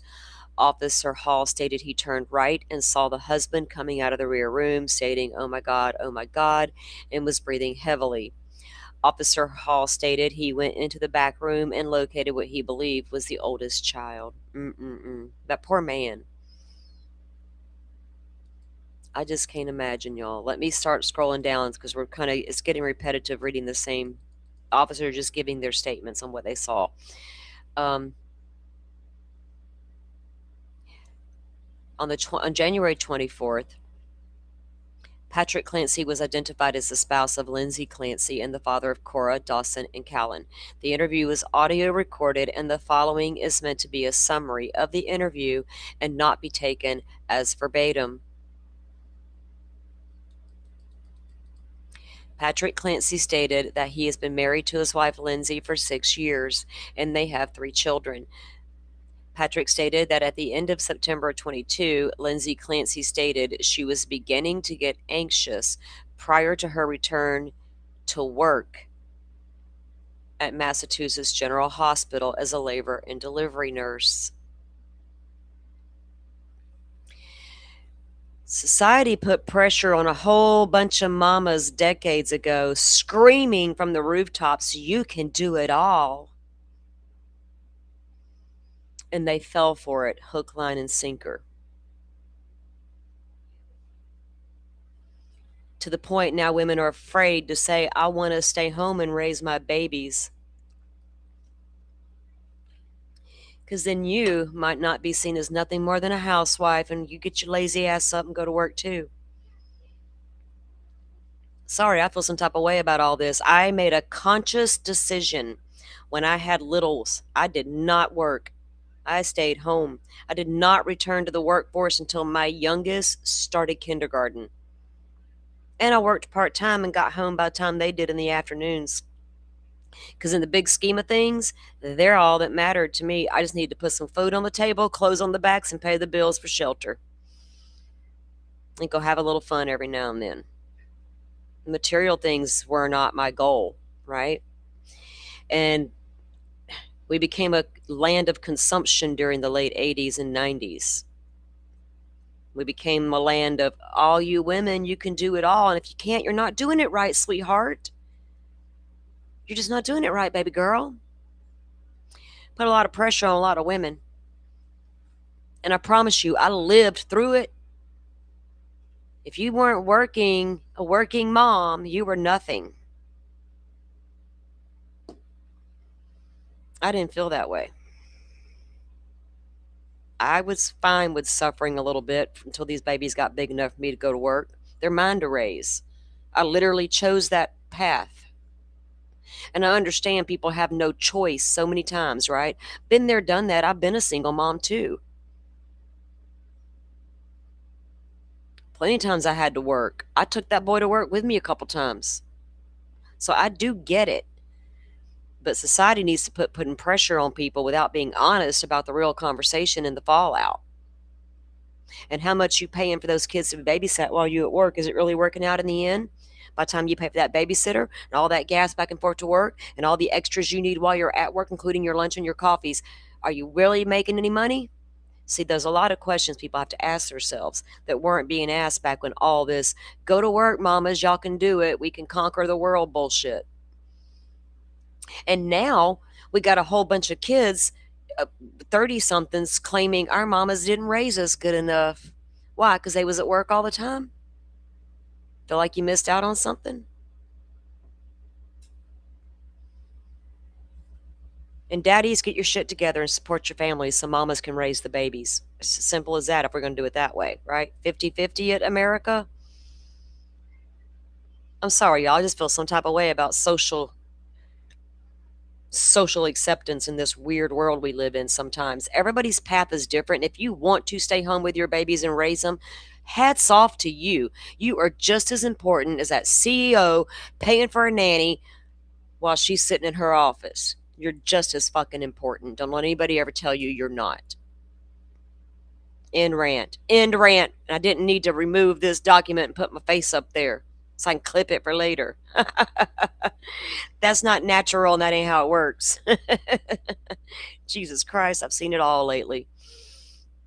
Sorry, y'all, for the little rant. Yeah, lots of pressure. Right, Rachel? Some of us do what we got to do and we choose our path. If I need to do without my fancy cup, fine. I don't need my nails done today. Shit, I don't do my nails now. Got time for all that. I got to use them babies to scrub shit with. I ain't trying to tear up that high expensive manicure. All right, back to reality here. Patrick Clancy stated that he has been married to his wife Lindsay for 6 years. Okay, so Patrick stated that Lindsay Clancy went to the psychiatrist who identified as Jennifer Tufts. Now, she's named in the lawsuits, guys. Oh, she prescribed that Zoloft. Of course she did. That's the go-to, right? That is the go-to. It's actually not a bad medication at times. Sometimes it can be. It depends on the person. Meds have to be adjusted over time. And what works for one may not work for the next. But that's America's go-to right there is Zoloft. Patrick Clancy stated that Lindsay Clancy also saw another psychiatrist who he identified as Rebecca Gelada. Patrick Clancy stated that Lindsay was also prescribed multiple other medications. I know every fucking one of these medicines. Are you kidding me? Valium and Trazodone and Ativan and Klonopin all at the same time. No fucking way. With Seroquel, we're done. Holy shit, y'all. I did not realize that. Wow. I think I need to take a break for a minute and light me a cigarette. Fuck. That's a lot, y'all. Trazodone is for sleep mostly. Ativan is for your anxiety. Klonopin will put you down on the ground. Prozac will sit you in the chair where you don't even want to get up and do the damn laundry. Seroquel will make you hallucinate. They've tried me on every single one of those medications because my daughter died. And they thought I was needing a lot of that because I went in there and said, I can't sleep and I got some anxiety. Simply could not sleep, battling insomnia with some anxiety, probably some mild depression, duh. And they wanted to give me all that. Not at the same time. God dang, I wouldn't have survived if I got thrown all that at the same time. Holy shit. That's a cocktail that nobody should be on, y'all. I'm sorry. Not all at the same time. I wonder if they had her on different things throughout the day, this morning, this evening, this as needed, this. Some of that stuff would be as needed. Some of it would be 3 times a day, 4 times a day, depending on the dosage. I can't believe they were giving her Valium with Klonopin and Ativan. That blows me away. Oh, that's not working. Here, try this to go with it. That's still not working. Put this with it. That you're still not knocked out. Holy shit. Way over medicated. Yeah, damn. Patrick stated that Lindsay Clancy called the restaurant 3V in Plymouth at approximately 17:15 hours, the same date for takeout food, and Patrick Clancy went to pick up the food. That's when he leaves the house at 5:10. He's going to get food and go by the CVS. Clancy stated that he also stopped at CVS in Kingston near the Duxbury line and purchased a laxative for daughter Cora. Lindsay's like, go get this takeout and stop at CVS and get Cora a laxative?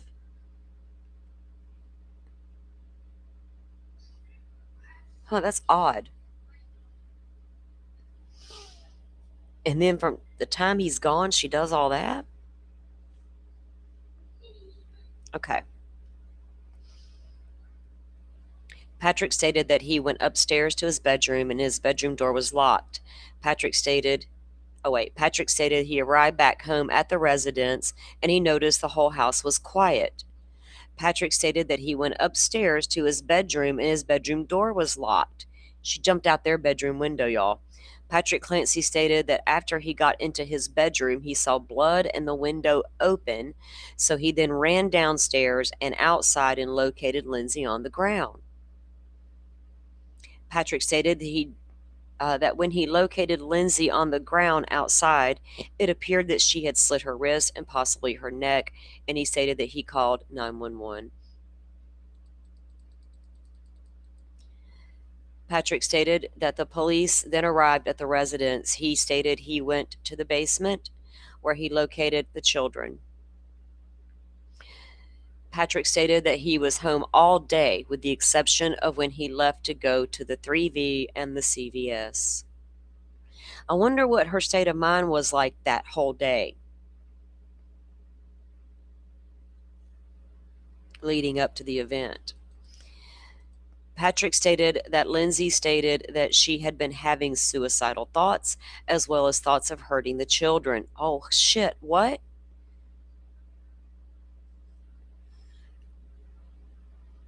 I'm not sure I could have left her alone with the kids, y'all, if she had stated that to me. Even if doctors were telling me it's just thoughts.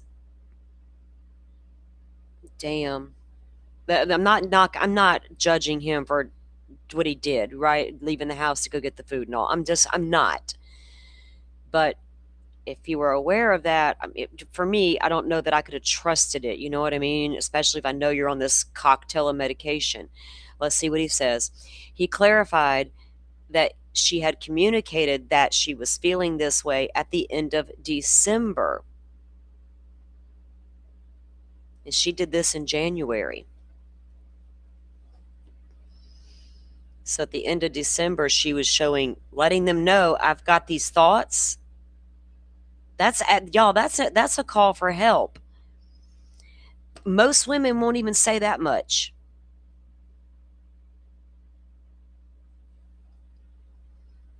She's recognized she's having these thoughts and I better tell somebody.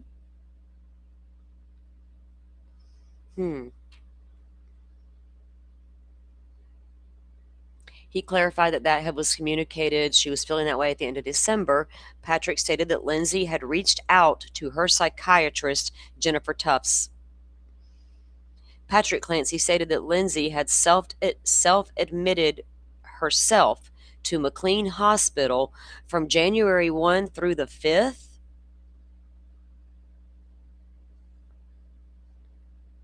And the 24th, she's unalive the babies.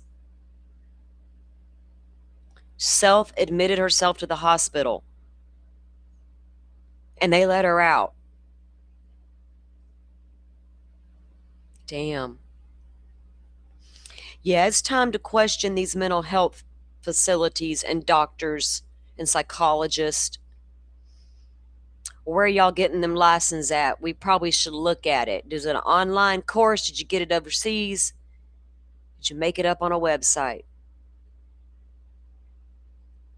Are you practicing without a license like that doctor over there talking to Rex Heuermann? Sitting in on confessions?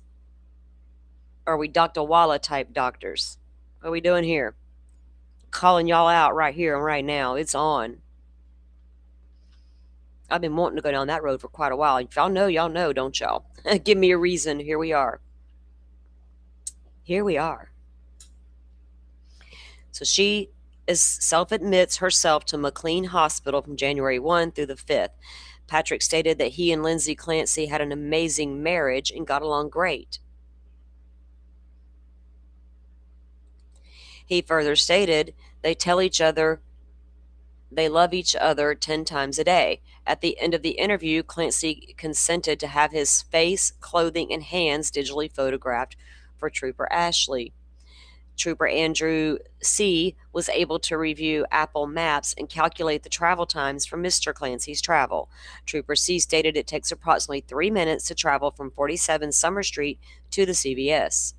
Trooper C. stated it takes approximately 8 minutes to go from the CVS to the 3V. Did you conduct a drive time test? Trooper C. stated it takes approximately 9 minutes to travel from 3V to 47 Summer.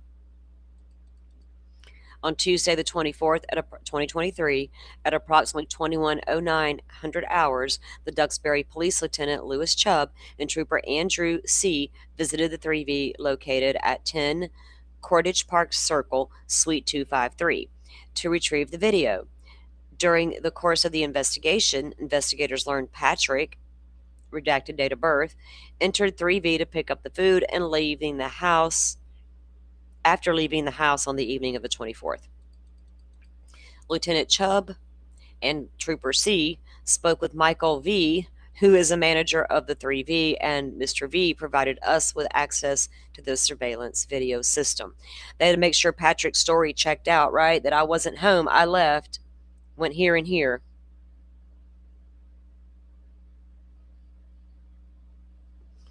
That's exactly it. Send me the Cracker Jack box degree. You know it, 100%.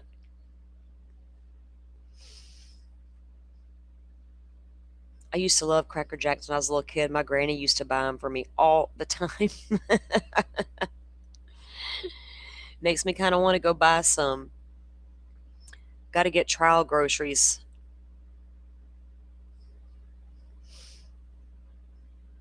Right, Forrest? We got to get them trial groceries. If y'all know, you know. The trials can be long and tedious. What we got to make for dinner at the end of the day when we're tired from a trial, right? We got to make plans, plan accordingly. And I have to have snacks accordingly as well, because I got to be eating during the trial.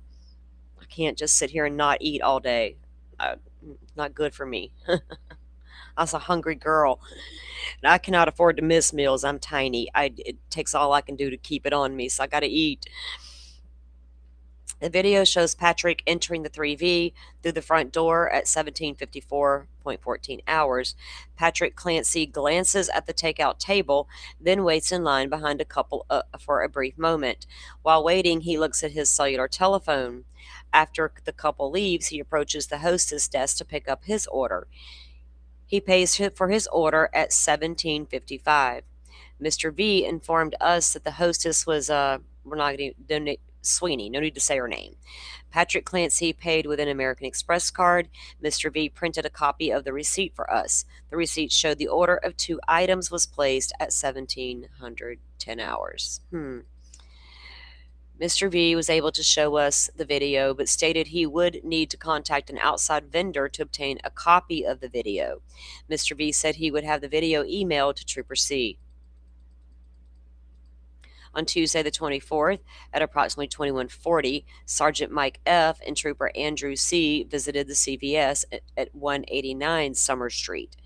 This is all in Kingston, Mass., to retrieve the video from there. During the investigation, lead learned that Patrick Clancy entered the CVS after leaving his house on the evening of the 24th. So they contact the manager of the CVS trying to obtain that video as well. The video shows Patrick enter the CVS through the front door at 17:32 hours and walk to aisle 20. Ms. Cross informed us aisle 20 is where they keep children's medication. Patrick spends only a few minutes in the children's aisle before exiting the aisle and walking back towards the registers. As he does this, just prior to exiting the camera frame, Patrick appears to be utilizing his cellular phone. Patrick arrives at the register at 17:36, no longer utilizing his phone. What does the record tell you he was doing on the phone? I know y'all got it by now and looked. I'm sure it'll come out in trial. Was he texting Lindsay? Clancy exits the store through the front door at 17:37 and turns right. Ms. Cross informed us where there are no exterior cameras showing the side of the building. She mentions to us that a female had called the store asking if they had children's laxatives prior to Patrick entering the store.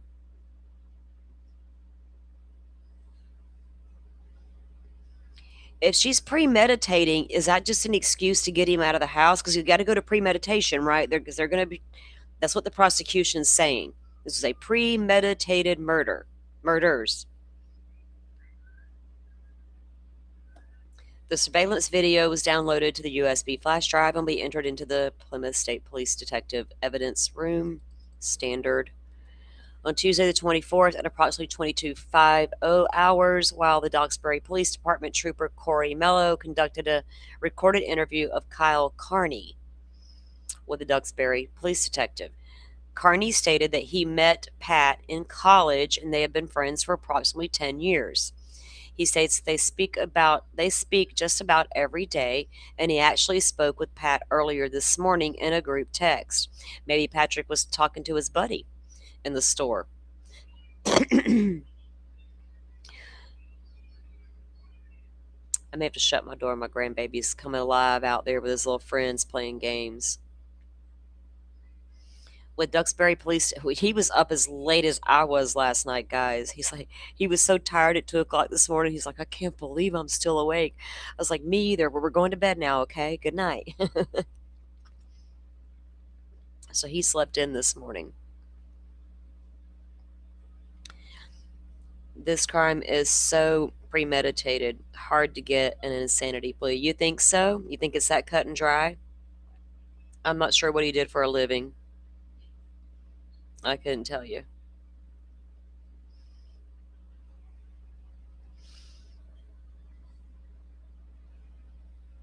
Okay, so he's friends with Patrick, and they communicate all the time. He actually spoke with Patrick earlier this morning in a group text.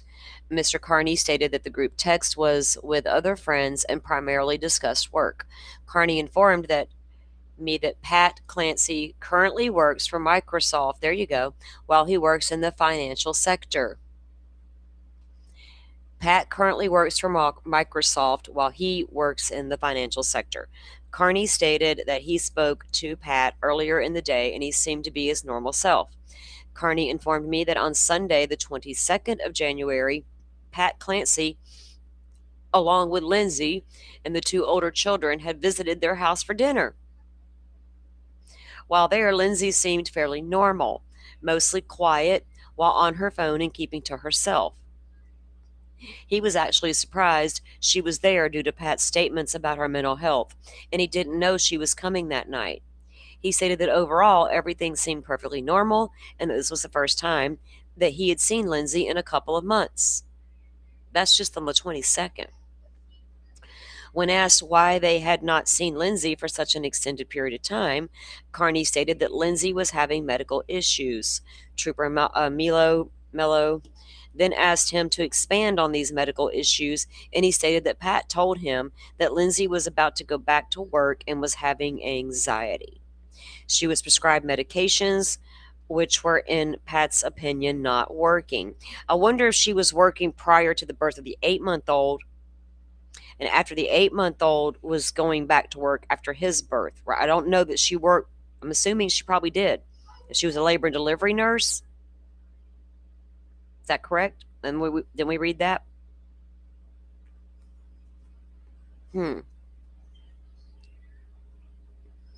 Carney stated Lindsay was having the medical issues. Okay. Going back to work, was having anxiety. She was prescribed medications, which were, in Pat's opinion, not working.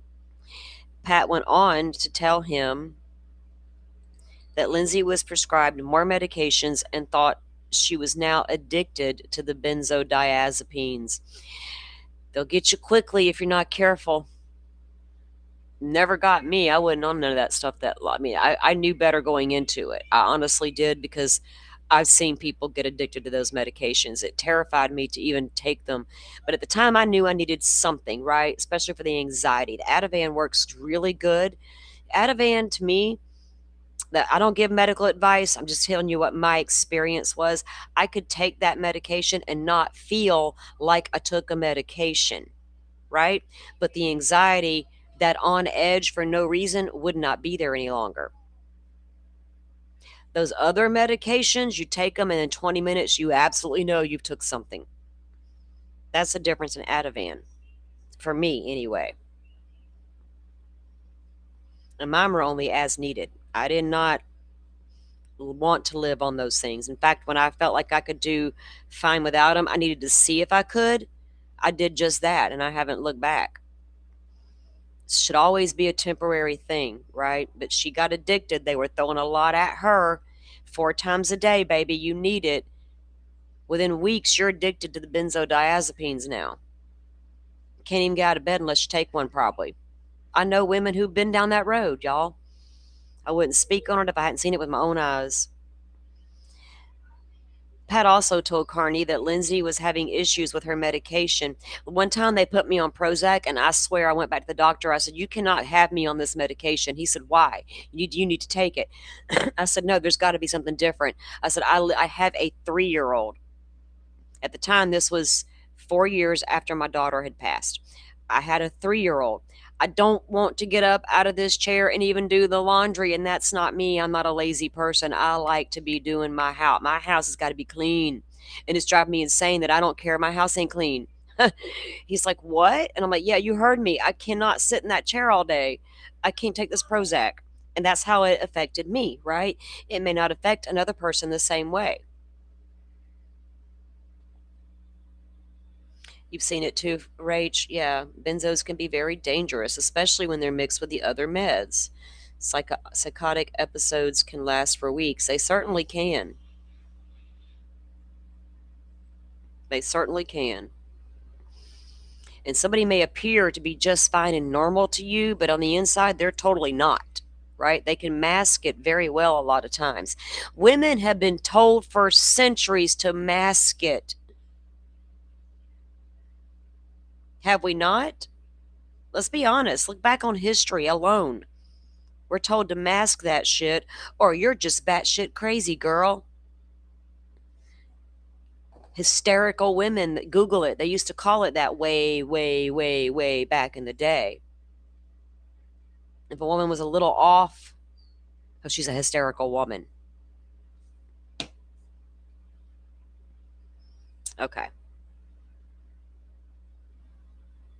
Pat went on to tell him that Lindsay was prescribed more medication, that she was addicted to the benzos. Pat also told Mr. Carney that Lindsay was having issues with her medication and she was mostly anxious and not depressed.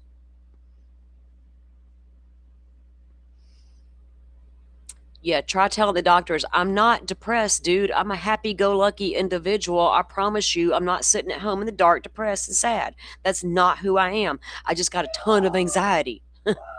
Why do you got to try to convince me I also have depression? They don't go hand in hand. They can be completely different. They can be one and the same, or they can be combined with each other. People need to start separating the two because they are very different conditions. Anxiety does not mean depression. Pat felt as if Lindsay was not, I'm not saying she wasn't depressed. I'm just saying in general, they don't go hand in hand. And a lot of doctors want to think they do. Well, you're anxious because you're depressed. No, you fool. I also have autoimmune and my body's out of whack. All kind of shit going wreaking havoc over here. What? Sit down, doctor. According to Pat, Lindsay had joked about talking to a therapist about her anxiety. Wait. Pat felt as if Lindsay was not overly anxious and the anxiety level was normal and not severe. So he didn't know, he thought her anxiety was normal, experiencing normal anxiety about going back to work, and it wasn't severe. According to Pat, Lindsay joked about talking to a therapist about her anxiety. Well, at some point, y'all did because they got her on all these meds. All right. What started the medical treatment? Was it anxiety or depression? Carney stated that Pat mentioned Lindsay was suffering from withdrawals from the benzos approximately a month and a half ago, so they must have took her off of some of it, and that it began to open up. Hang on, I gotta shut my door. Grandbaby's distracting me. Just 1 second, guys.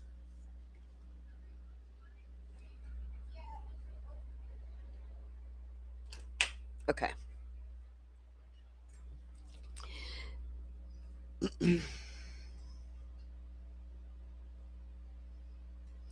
So Carney stated that Pat mentioned Lindsay was suffering from withdrawals from the benzos approximately a month and a half ago, and that uh, it is when he began to open up to both Carney and his wife Sarah. Pat told Carney that he was really concerned about the withdrawals and said that Lindsay had the worst side effects possible. Lindsay was also prescribed more medication for sleeping. When asked if Lindsay had any close friends in the area, Carney stated that besides local mother groups, she did not have many friends. Due to this, Carney informed me that he, along with his wife, were going to start engage one-on-one with Lindsay in the near future. What? Pat also stated Carney that Lindsay's family had been in Duxbury this past weekend to support her. So her own family was aware she's also having the issues, right? Now her family's also there to help. Women have been gaslit for so long in Western medicine. Yep, y'all go find yourselves a new doctor fresh out of college. They're so much better than the ones. That ain't no lie, Sparky. Those young ones have impressed me. Those old farts, dude, go sit down and stop cracking open a book to pull out your latest bullshit to give me. I want to hear from the young, innovative guy.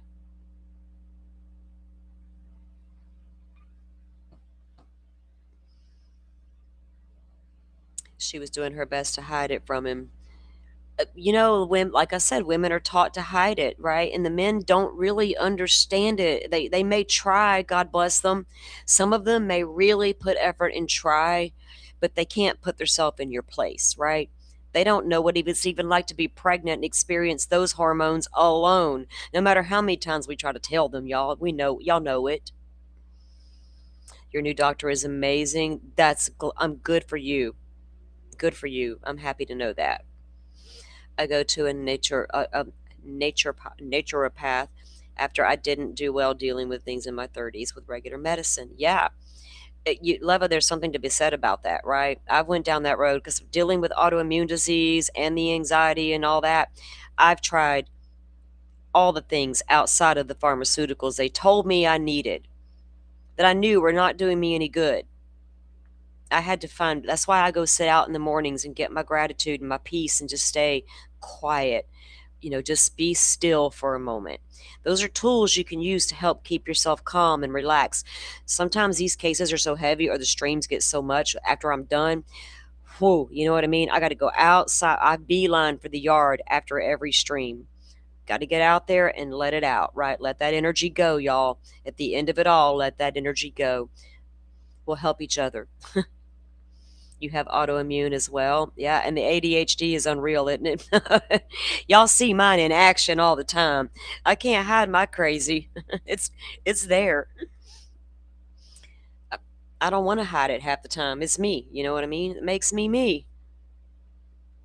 Like, I'm not technically crazy, but y'all know what I mean. We all can side-eye each other all we want. We all a little loopy. I've always been crazy, but it kept me from going insane. Ain't that right, Waylon Jennings?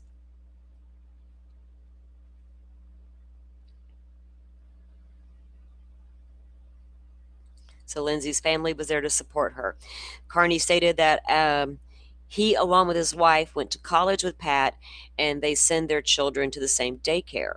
It was during one of these daycare drop-offs that Pat looked as though he was having a rough morning and opened up to Carney.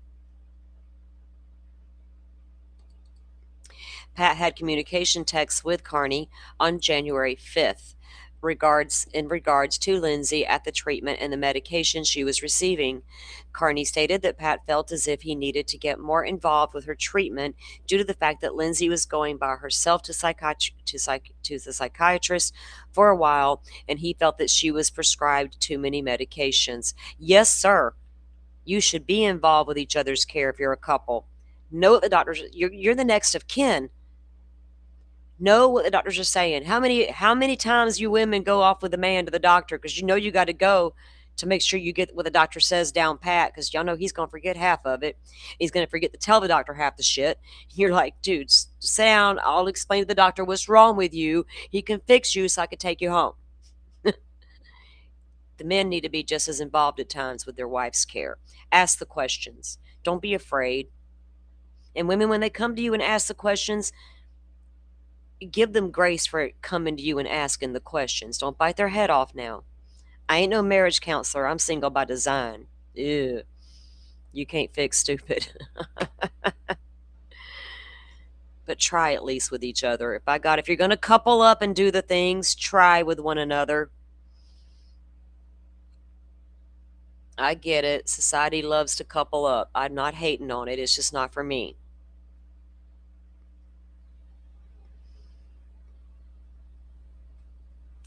Let's see. Carney stated that Pat felt as if he needed to get more involved.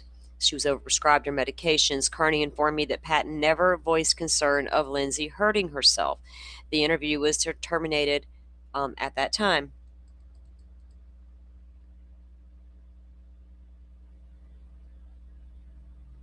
Gluten is bad for my body, Sparky. I have to be careful. If I overdo it, my body reacts and it will literally make me sick for 3 days, right? I'm like, I should have known better. I ate too much of this or too much of that. Okay, I have Hashimoto's thyroiditis. My mother had it, and my 19-year-old child, he has it. We're both females, have it in the family, and my son has it. And I was amazed they diagnosed him as young as they have, because it took my mom well into her 30s to get diagnosed, screaming something's wrong for years. Same thing happened to me. Same damn doctor, go figure. Same miserable ass doctor.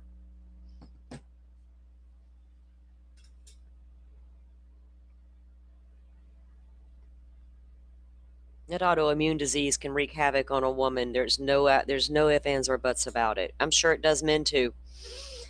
All right, so the 25th at approximately 0300 hours, Trooper McKelligan sought and received a search warrant for the home. The warrant was issued by the district court clerk magistrate. So at approximately 0400 hours, they served the search warrant, looking for all the things that they normally would look for. They got the tablet with the blue case. Investigators are aware that Ms. Clancy and Mr. Clancy both had access to this tablet prior to the murders. Investigators are also aware that Ms. Clancy, previously used her telephone to conduct internet searches, utilize notes, and social media applications. Located on the nightstand directly below the open window was a large blood-covered kitchen knife. The knife was secured by Massachusetts State Police Crime Scene Services. Located in the basement was a broken notebook. Located in a kitchen cabinet was a separate multicolored notebook. In both notebooks, Ms. Clancy listed medications she was taking and at times suicidal expressions and thoughts. In these notebooks, Clancy also expressed that she confides in friends, one named Sue, but does not list the last name in the notebooks. Investigators are also aware that Ms. Clancy used her cell phone or cellular telephone and her journal to document her mental state and her feelings about her children. In addition to keeping track of her medications and researching ways to kill,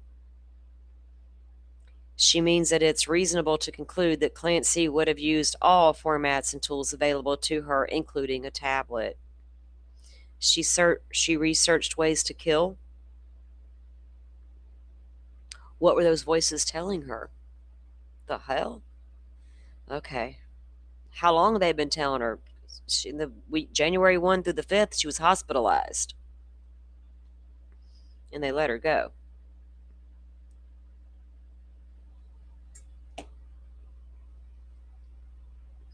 On Wednesday the 25th, at approximately 0900 hours, Trooper William F. attended the autopsies of the children. Guys, it lists all of the injuries there. I really don't want to read through all of it. We'll leave it there for a second. Everybody can glance at it. We pretty much know what happens during those types of mechanism of death. The cause and manner regarding both Cora and Dawson are currently pending at the time of this document. Okay, on the 25th at 15:45 hours, Trooper McDonald sought and received an arrest warrant for Lindsay Clancy for eight counts of the following charges: murder, strangulation, assault and battery, dangerous weapon. The criminal complaint was issued by Plymouth County District Clerk Adam Baylor. The affidavit and criminal complaint paperwork have been digitally loaded into the file.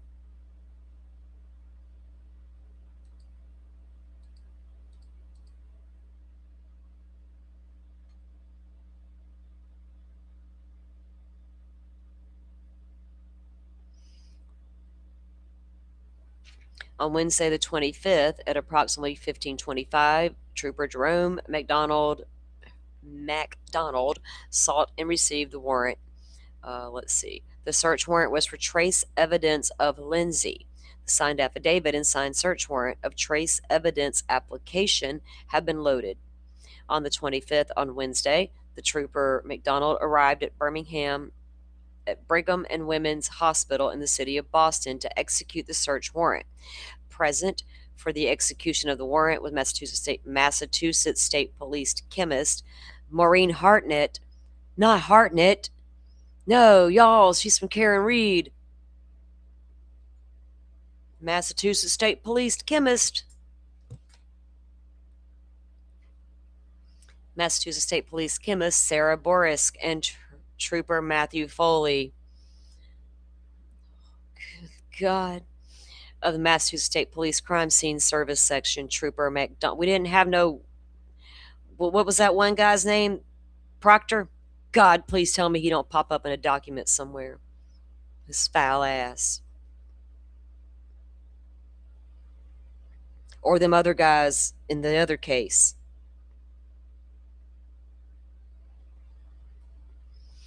Trooper Foley and chemist Hartnett were escorted to Tower Floor 8, room 8C58 by security guard Noah Evangelista. Upon arrival at the room of Lindsay, Trooper McDonald met with Officer Cam Daly of the Duxbury Police Department. Trooper McDonald briefed registered nurse Meg Collins and Lieutenant Louise C. of the Brigham and Women's Hospital security staff. All right, so they're going to go in and execute this warrant. Foley began to digitally document Lindsay Clancy's injuries. During the execution of the warrant, registered nurse Meg and registered nurse Rachel assisted in pointing out the injuries and removing bandages for Trooper Foley to successfully document and use digital photography. During this time, Trooper McDonald observed the following injuries to the body of Lindsay. Her right wrist, multiple lacerations from a sharp object. Multiple? But she wasn't bleeding when she hit the ground. Right hand, so y'all, I'm clocking evidence as we know it right now. We don't know much more than what y'all know, just unpacking it all. So I don't know that this woman, y'all know what I'm saying. Be open-minded. Multiple lacerations from a sharp object.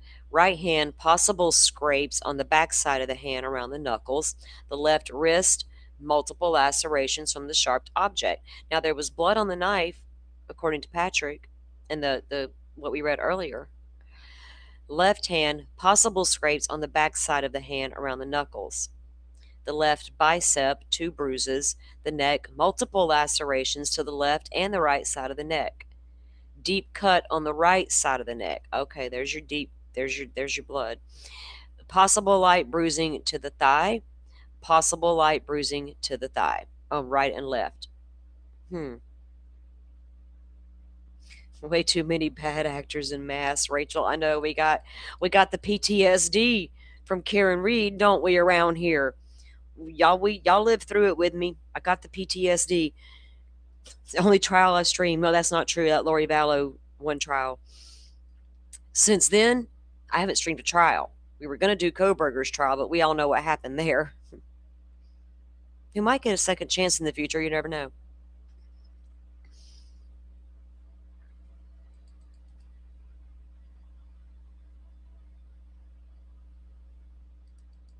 Okay. Trooper McDonald was unable to observe any trauma to the back of Lindsay Clancy because of a spinal cord injury. Registered Nurse Rachel advised Trooper McDonald that she was the original nurse for Lindsay Clancy when the patient arrived at the hospital. Nurse Rachel stated that she did not witness any trauma to the back of Miss Clancy. Nurse Rachel further explained that on the 25th at approximately 0:30 hours, Lindsay became unresponsive and was worked on by hospital staff and was considered stable at approximately 04:30 hours. Nurse Rachel advised Trooper McDonald that Lindsay was unconscious at the time and was unable to hear their conversations. So she wasn't aware they were digitally photographing all the injuries because she was unconscious. Once the digital and I'm fine with that. I've got no problem with that. You can go take pictures. Once the digital documentation was complete, the Mass State Police chemist, Maureen Hartnett, conducted external swabs from the left hand. I can see her testifying on the fucking stand. Wow. She wasn't bad. She didn't do anything wrong in Karen Reed. She just got thrown under the bus a little bit because she happened to be the tech that did the swab, did some things. Swabbed some things. She just swabbed what she was told to swab. External swabs from the left hand fingernails and the right hand of fingernails of Lindsay Clancy. Nurse Megan provided Trooper McDonald with a list of injuries which were documented by the hospital staff on nursing progress notes. Summary of injuries have been uploaded to the Axis case report, and there's her injuries. Below is a summary of her injuries. C1 burst fracture, bilateral non-displacement C4 lamina fractures, T5-6 committed tricolumnar fracture with 14 millimeter. Multiple, man, this girl's going to be in pain for a long, if she can feel it, she's going to be hurting. I got some damage in my neck. Surgery is not fun. Stuff be hurting. Wintertime comes, it hurts real bad. Don't it, Rach? So the T5-6, T4 spinous process fractures, malignment of the RT5-7, LT6-8, TP fractures, LT7-8, costovertebral junctions, a hemorrhage tracking into upper retroperitoneum, I'm going to butcher these medical words, from caudal posterior mediastinum or the thorax, soft tissue damage. Oh, goodness. Acute mildly displaced, mildly spinous process of the T4. Yeah, she's got a lot going on there, y'all. And like I said, she is paralyzed from the waist down from the jump out of the window. Surprised it didn't kill her, honestly. Like if she'd broke her neck, it would have been done. We get we get it. Most of us are women. We can't wrap our heads around how women can do this. This is not the first time it's happened. But are all cases the same? Are they all devious little witches whose babies are in the way?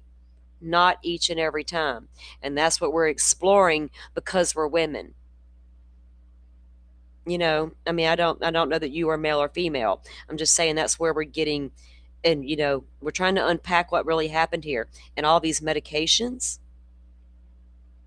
don't think any of that may have affected anything here whatsoever. Was it all supposed to fix her? How dare her have those intrusive thoughts now? She's on all that medication. We fixed her, right? That's what, no. So we understand your frustration, but at the same time, we do get it. I promise. And we're not trying to make excuses. We're trying to figure out what the hell happened here. The only way to do it is to unpack it, That's why I'm covering the trial. On Wednesday, January 25, at approximately 1900 hours, the search warrant was completed and all the troopers secured. Okay. On Sunday the 29th, trooper attended the autopsies of the children. The autopsy was conducted by Dr. Kimberly Springer with the assistance of the technician Moss Glader. Of course, they got all the they got all the things from the autopsy that you got to get. All right, Callahan was observed, and I don't really want to read all that, y'all. He had abrasions to his necks. They all did. We know what happened to these poor babies. We don't need to read the actual details of what they looked like and their little injuries. All right, based on my training and experience and that of other officers assigned to this investigation, I know that tablets are widely used today. As such, they contain much information about its user, with many tablets having the ability to send and receive calls, short messages, services, which include SMS or text messages, and multimedia messages, known as MMS. In addition to calendars, contact lists, and call history, cellular telephones contain hundreds of digital files that can be used to corroborate or discount the user's statements, or independently as assist investigators, unless you're like Koberger and you use forensic data wiping tools. That wasn't here, though. Tablets today may be considered handheld computers, as many models can be used to text, send, and receive electronic email. Also, I wonder what they thought they were going to find on it. They wanted in it to see what they would find, right? Of course they did.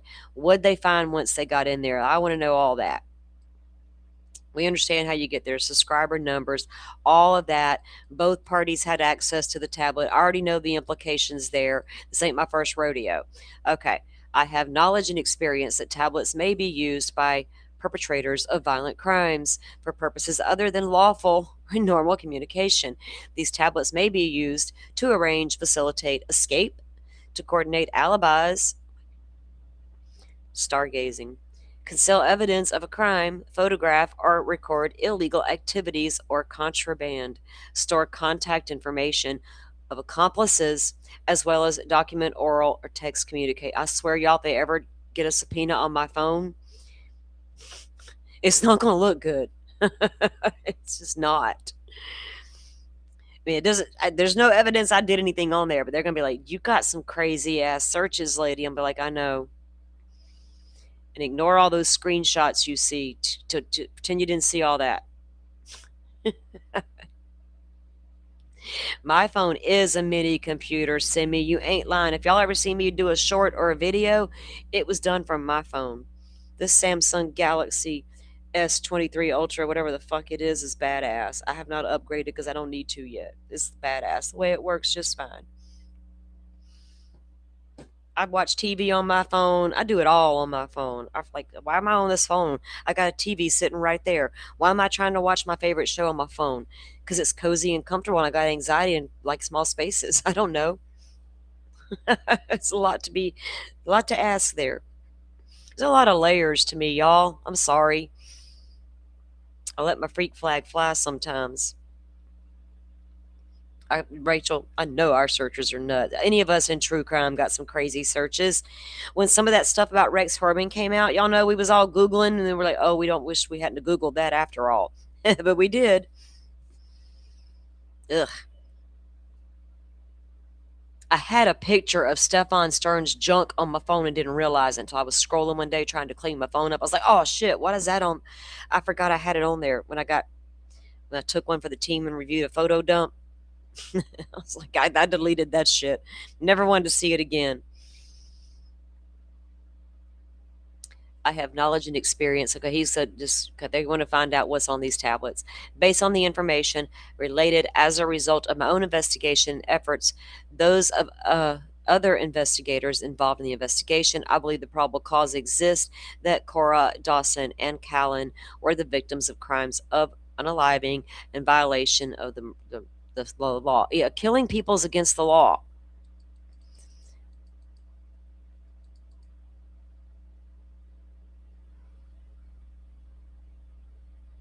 They're still going. I'm just trying to make sure. Conclusion. As a result of the above investigation and collective opinions, all the investigators involved, I believe probable cause is set forth about detailing that Cora, Dawson, and Callan were the victims of the crimes. Therefore, as stated above, I further believe that probable cause of the above stated. So they're just going through that. Probable cause to arrest her. And they're going on and on about the children's deaths and the tablet in the kitchen. Was there no home computer to go through as what just says tablet in the kitchen? What the hell's on this tablet from the kitchen? God, they're wasting a lot of time talking about it. Just better be some shit on it. Her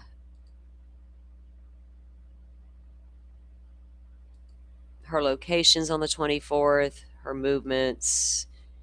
Going to go, I think, of course, they're going to go through it and find out what all was taking place that day on the tablet between her and her husband, different searches and whatever they're doing, chatting it up on their shared laptop or shared tablet from the kitchen.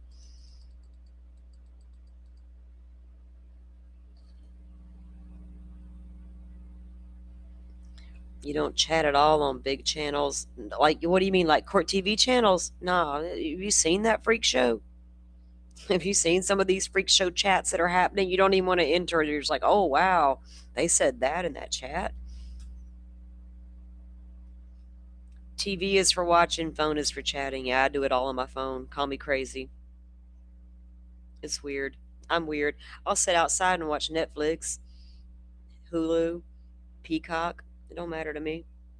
I can go camping and watch it all from my phone. I can ride in the car with my son driving and be bored and put on a show. And then it's a habit after that. Then I find myself laying in bed watching it from my phone. I'm like, why am I doing this? I got a TV right there. Whatever, fuck it. I'm just going to watch it from the phone. Usually it's just laying there beside me and I'm listening. I have to remind myself to give my poor phone a rest sometimes. So this is in the matter of the search warrant. Can we find out about the search warrant return? What was in it? Pertinent application for paperwork. Everything has to be in there entered legally so they, can't cry foul later on how you obtained and serviced your search warrant. Its admissibility could come into play later.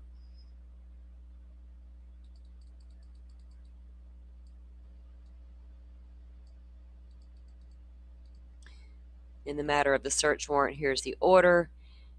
Ordered that the application of the search warrant, any attachments, exhibits, and the addenda, the accompanying affidavit be submitted. Or can we? This is page 32 of a 177-page document, guys.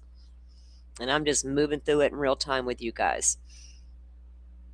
The affidavit in support of the motion to seal and impound. Excuse me.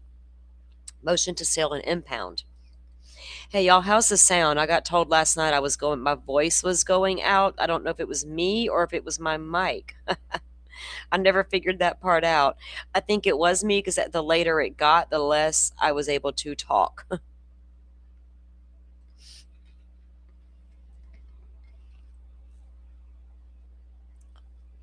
And I have to keep reminding myself to pause for water. If I don't, it gets crazy.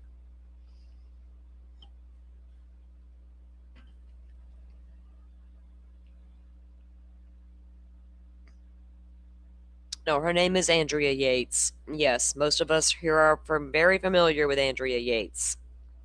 I am. I talked about it at the beginning of the show. Yeah. Let it open your mind, you know what I mean? Because that's the first time. The Yates case is the first time America got introduced to a woman who had issues. What we knew before then was Susan Smith crying on national TV about the black man who hijacked her car in the middle of the bumpkin land and stole her babies. I watched it on TV while she did it, while my babies played in the background. That black man, at the time, carjackings had been a bad thing, but not in small town America. And here she was at the end of the carjacking epidemic. Trust me, I lived through it. I know what I'm talking about. There she is on TV crying about that black man that stole her car with her babies in it. Bitch, you drove them into the lake because they were in your fucking way. Simple as that. You don't get a foul out. You do not get that, ma'am. Go sit down. Her husband's mother and father were from here. He came back here after those babies were unalived. Our local media, he was gracious enough to do a little series with them.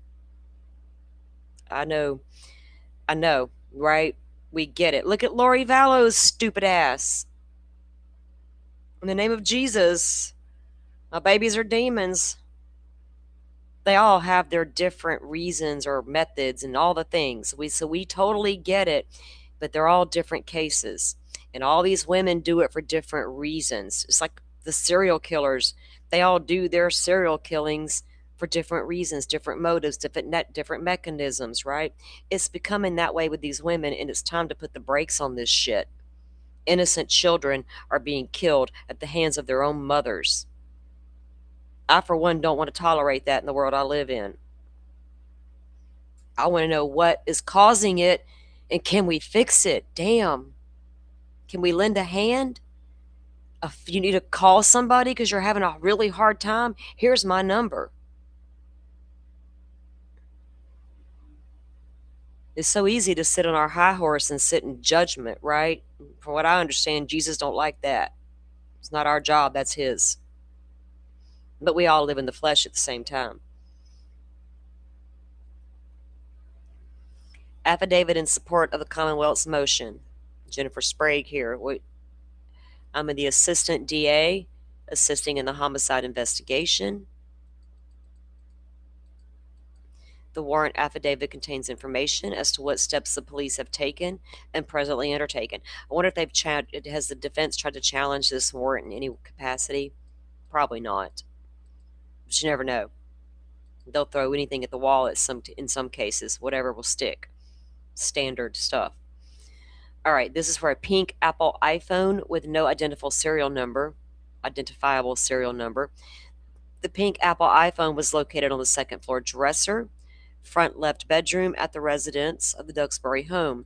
As a result of search warrant, which was executed on the 25th, this bedroom was identified as being occupied by Patrick and Lindsay.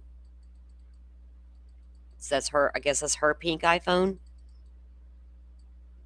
So we have tablet and the iPhone, right? Y'all making trial notes?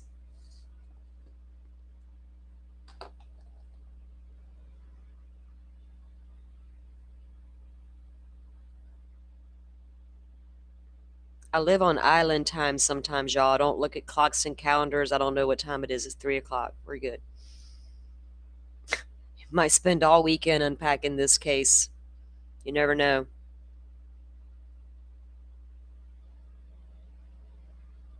Okay. The pink iPhone.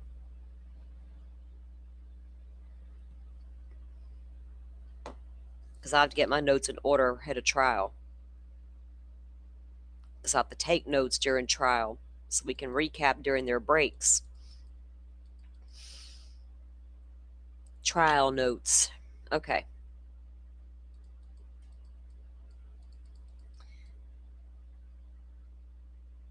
So they're looking for the same stuff, any evidence of communications, text, searches, all the usual.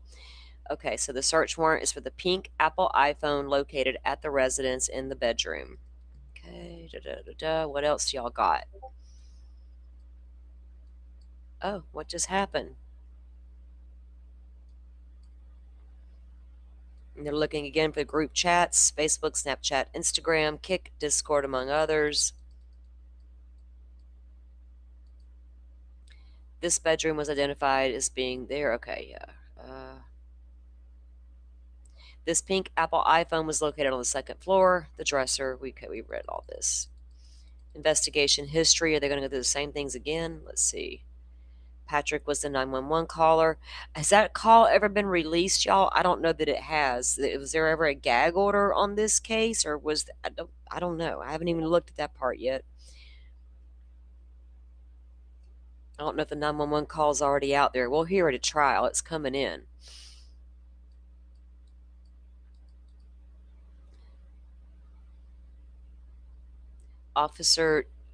Duxbury officers then heard extremely loud yelling coming from. We already know all of this stuff here. Some of these will be repetitive with each thing they bring up. They'll have to put the same information in underneath it, so we just have to move through it.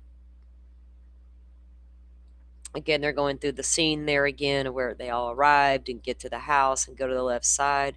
Oh my God, oh my God. Okay.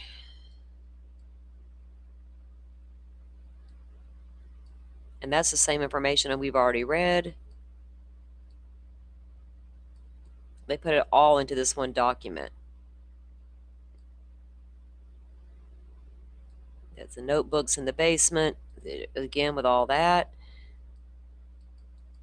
Nurse Megan's Good Lord, it is actually repeating itself so much right here.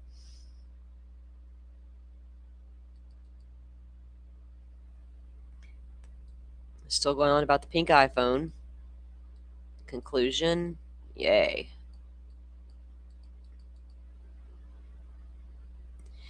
Cross, a CVS employee, mentioned to investigators that a female had called the store asking if they had children's laxative prior to Clancy entering the store. Patrick stated during his interview that Lindsay called the restaurant 3V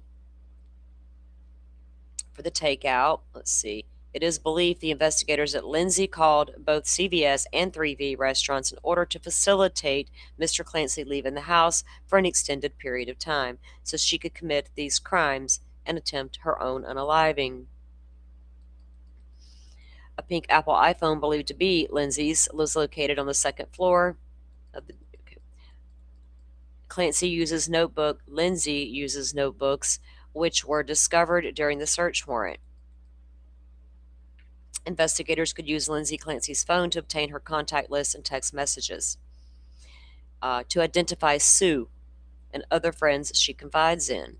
It is known to me and other investigators that individuals will use their phones to Google. Okay, we already know. Y'all suspicious of our phones. We know. It's the first thing you want. Can I take your phone, or do I need to get me a search warrant? I still got that photo uploaded back here, the FBI doing their little hijacking on the side of the road download situation. It ain't ever going to leave back here. Ever. FBI on the side of the road downloading a phone instantly because somebody handed it over willy-nilly? Excuse me, sir, you better come with a lawful warrant from your private sector partnership thingy. Come again?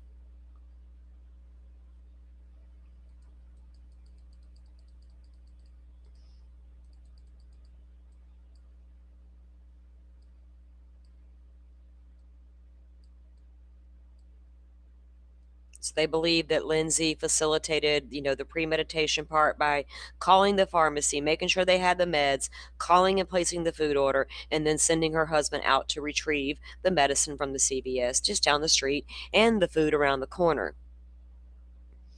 and get back to the house, leaving at 5:10 p.m. and returning at 5:54 to his wife sprawled out on the ground and the babies in the basement. What the hell?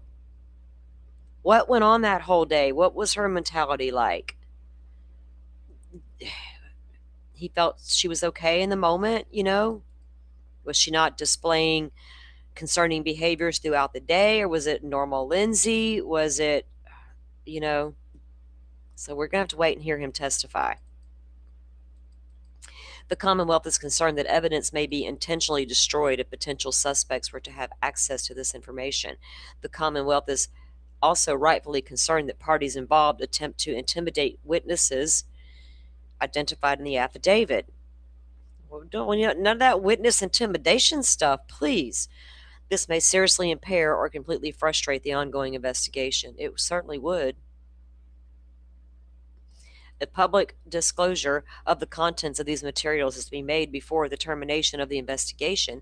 Persons involved, their accomplices or sympathizers, may cause evidence and persons sought by the warrants to be hidden or destroyed. They're sympathizers. Such activity by the targets of the investigation would interfere with, inhibit, frustrate, or even defeat the Commonwealth's ability to uncover evidence and to locate evidence or persons involved. For these reasons, the court respectfully asks Honorable Court to seal, impound the stuff. Okay, yeah, we get it. We don't want to destroy no evidence. We don't need all that.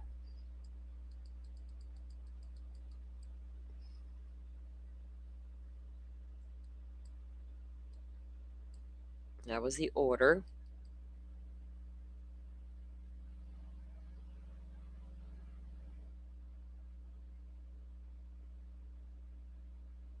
Why hasn't who been arrested? Patrick or Ellen Greenberg's husband? Who are you, E. Entranced, by the way? Who are you?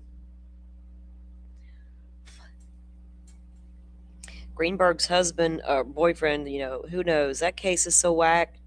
That case is so out of hand. They've been fighting to get the Supreme Court. I've seen we know that case too, right? But it's hard for any of us to wrap our heads around Ellen Greenberg doing that to herself in the back of the neck, all the wounds that we see, right? But she had mental health struggles. Of course she did it. Of course she did. Who are you? No, he's not the son of a political person. His uncle was a political person. It's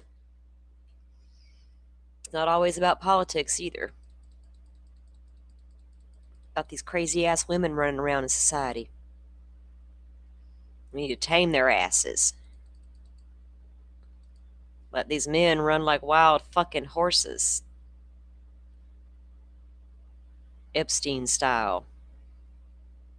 It's okay, America. Just close your eyes. Let's go after the women.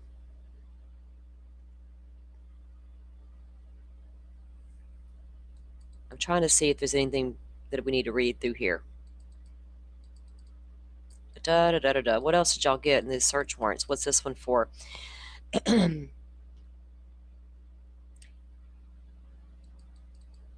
Microsoft Windows laptop computer. The Microsoft Windows laptop computer was located in a basement within the residence, so down there in the office probably. This office and laptop computer were identified by investigators as being either Patrick's or Lindsay's at the time. Okay, so they got that from the office down in the basement as well. So what was that again? Well, hang on, I forgot to write that down. I want to write it down for my trial notes stuff when they go over this stuff. The Windows laptop from the basement office.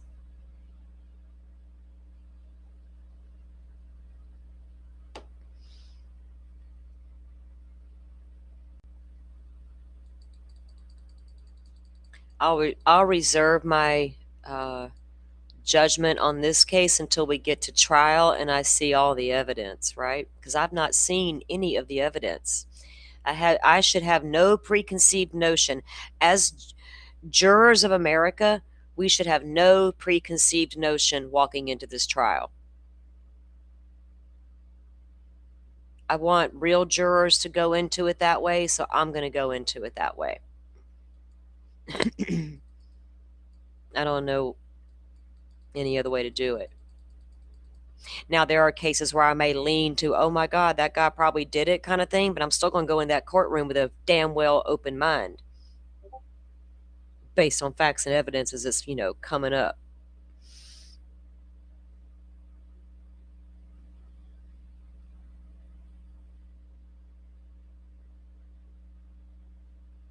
You think he was a control freak and she was leaving him? Who?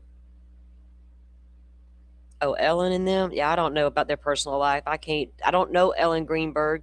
I know what we've seen in the media. So I really don't know who knows? I don't know why women stay as long as they do sometimes. We can't explain some of this stuff, I don't know if they'll ever get to the bottom of Ellen Greenberg's case. Honestly, with all the dogfights been going on there, let's get real.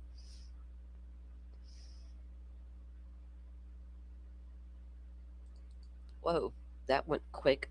What was this?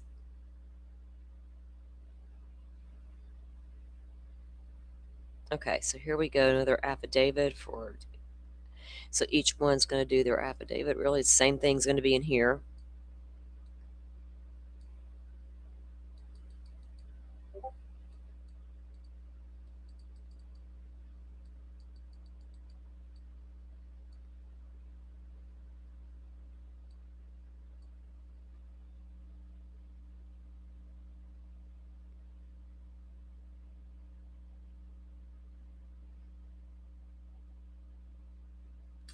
Okay. Sorry, checking my notifications real quick. I had a couple come in. All right. Oh, they're going back to the same stuff with each affidavit for each officer's in here, I guess. And this is up to page 84 of the 177, guys. So we're moving through it. We're just not going to read the repetitive stuff. Lindsay was also prescribed medication for sleep. It's the same stuff. Like a copy and paste, right? They do. Again, with the injuries, all of that, it's a big old copy and paste situation.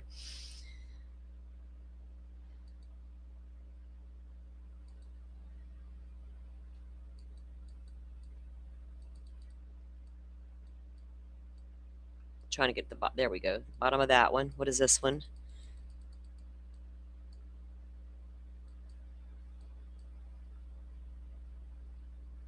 Silver Dell laptop. So it's 2 laptops.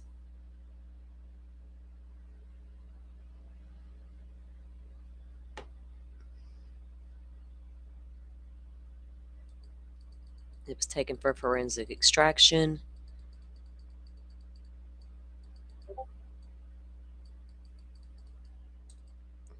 Something is there. My mouse must be trying to die again already. I got to go buy some batteries this evening, I guess.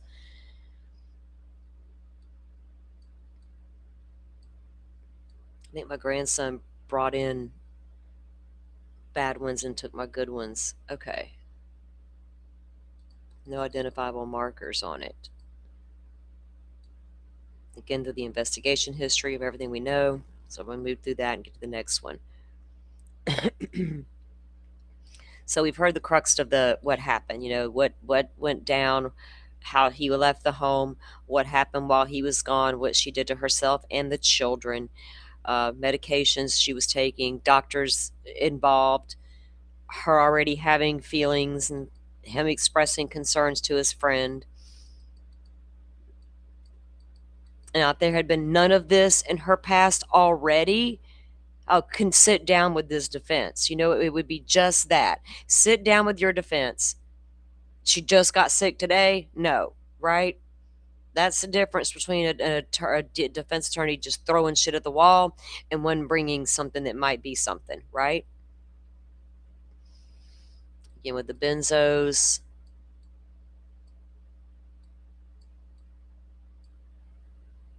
This weekend, guys, I will probably go live and start reading through the civil suit stuff. Hers is huge. The pages, over 800.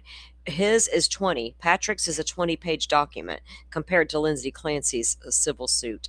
So we'll probably start moving through that this weekend. And while they're doing, jury selection, we'll finish it up, and then we'll also can get updates on other stuff we're following, because even David's got a thing coming up, guys. So we're going to be a little busy, but it's okay. We'll manage, because I still want to keep up with the things we were already keeping up with, right? And y'all bear with me through that process, because this will be like the 3rd time I've streamed a trial, so I'll be trying to keep up. And if y'all have suggestions along the way, don't be shy to let me know. As long as they're sensible and reasonable.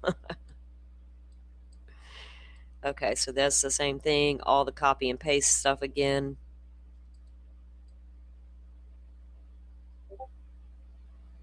Looking for Dropbox, Google Drive, Apple iCloud, Microsoft SkyDrive, Microsoft's OneDrives, Gmail, Yahoo's, Hotmail. All the things. Everything your phone would tell me about you. Here's another search warrant. An HP Pavilion laptop computer.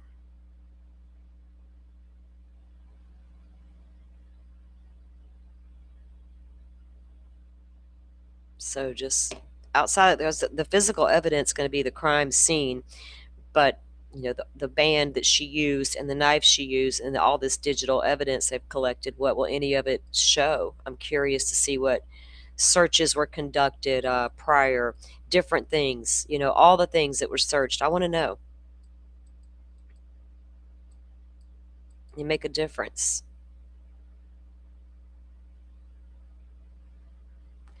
The Pavilion laptop was also located in the basement office. Okay.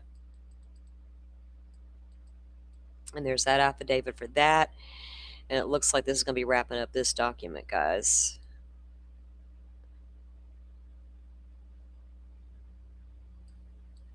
Again, with all their copy paste.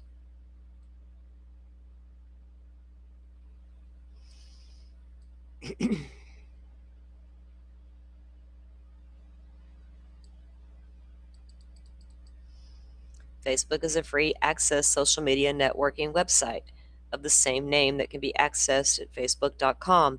It allows users to establish accounts, friends, news feeds, list, Google Gmail,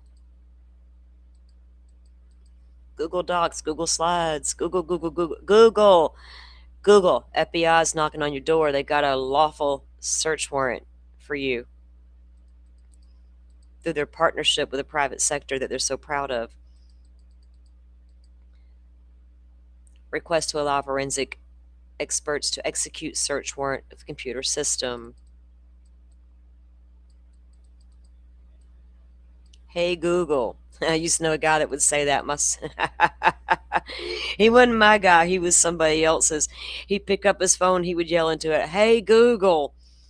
We're like, dude, what are you doing?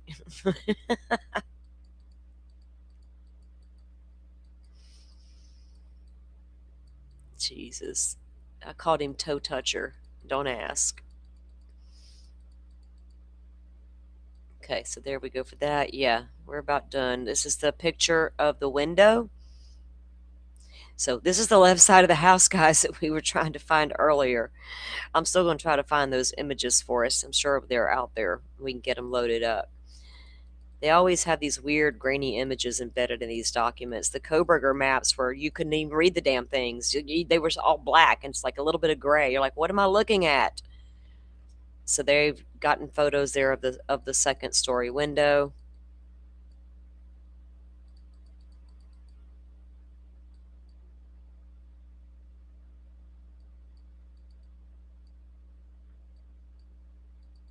Another affidavit.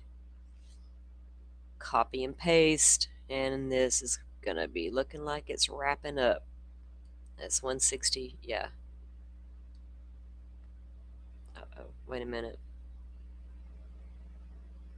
Is there another photo of the house, I think? Maybe not. So that's page 168, where there's 177 in the documents. So it's that one. That'd be lower level of the home windows. You can see the kitchen window there. Or it looks like a kitchen window, maybe, the sunroom area. And again, the photos up top.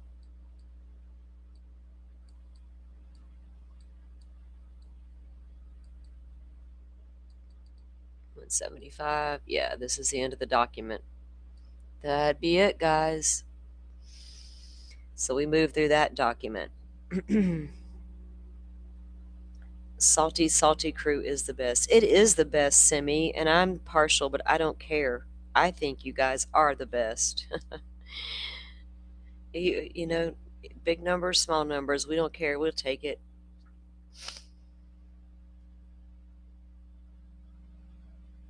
You work midnights and listen to stuff on replay. Yeah, I've been there. Well, I think a lot of us will catch stuff on replay at times, but we get it.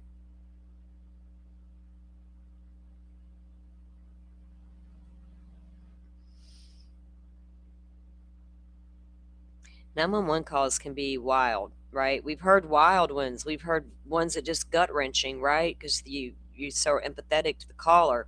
And we've heard some that just don't make no sense at all. And we're going, what did we just hear on this 911 call? But they always come into court. It's like the Idaho 4 case. That 911 call was coming into trial, no matter what anybody thought. It was coming. You couldn't get around it, right? When it got released, it broke the internet, just like Cyray broke it the other night. Those poor people probably still having a little meltdown, but it's okay. We'll just send them some good vibes. Wish them well.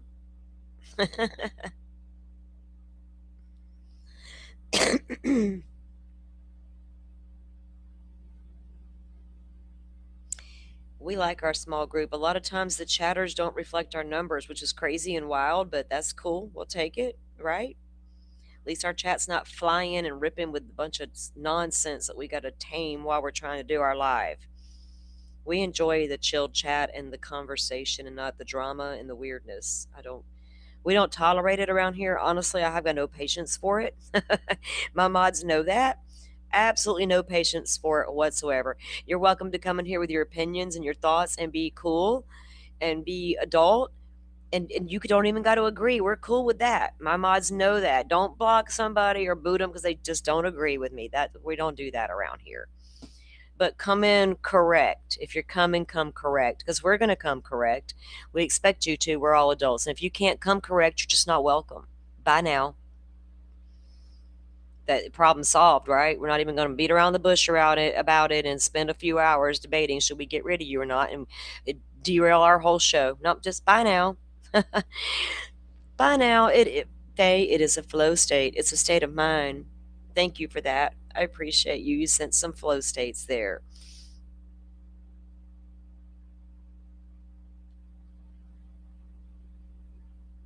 I'm not confused, Simi. Whatever y'all, I'm not confused. What would I be confused about? Trust me, this girl ain't confused. Not much gets past me, Simi. If it does, it was because I wasn't paying attention. People wished I was confused at times. Is more like it.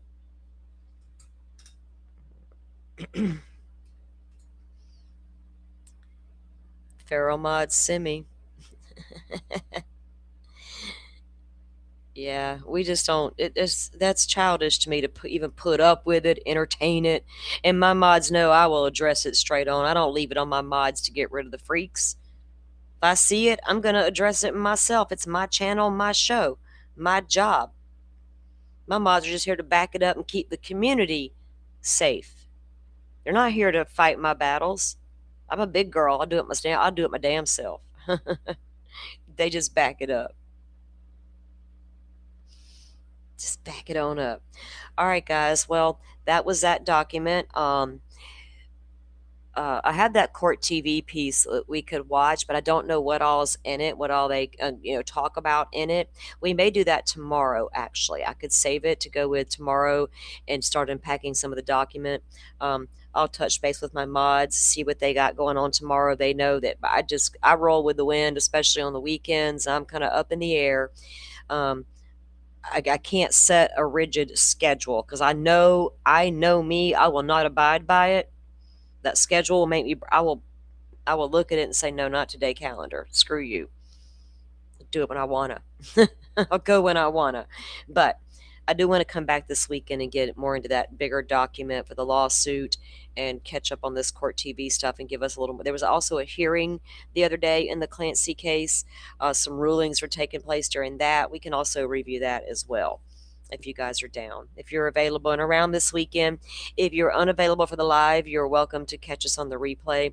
We super appreciate it, and we know we're all on different schedules and time zones, right? It is what it is. Yeah, I won't be rolling first thing in the morning, Simi. It's the weekend. All right, I do got some sense. I ain't gonna try to roll out of bed and roll live. We got that trial coming up. Like I said, whoever's unavailable at the times I do go live, we completely understand. That goes for all of my mods. They know that. If you're unavailable, you're unavailable. I think, we'll be okay. If it gets crazy, I'll send out the bat signal. Please, mods, stop doing your personal bullshit and get back in here. No, I'm joking. Need you. Bat signal. All right. You guys go have a great rest of your Friday. Enjoy your weekend. Get out there and touch the grass, listen to the birds, feel the breeze, feel the warmth of the sunshine. And don't complain about the heat to me. I'm in Florida. I'm the last one you should be complaining to. I get it. It's hot. But guess what? I'm about to take my ass right out there in that hot yard. I got a fan out there under my pole barn in my outdoor living room. Yes, I have an outdoor living room in my yard. Under the pole barn at that. I'm about to go hear me some birds singing.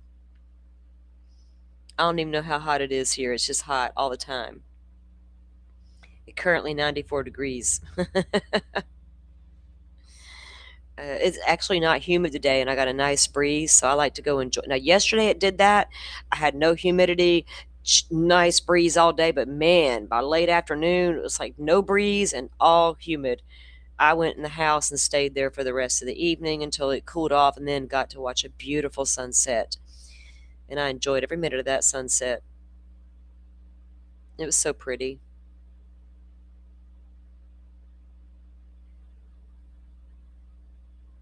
What? I don't get that notification at all. Okay, let's see. Yeah, we are fine. We don't cause trouble over here. We don't have troublemakers. We don't cause trouble. We try to stay in our lane and just true crime, right? So I think we're good. All right, guys, y'all go have a great rest of your day, and I'll see you when I see you. Keep your noties on and watch for us. We'll be back later. Thank you all for watching this here video. Please like and subscribe and follow. Much love from Little Yas to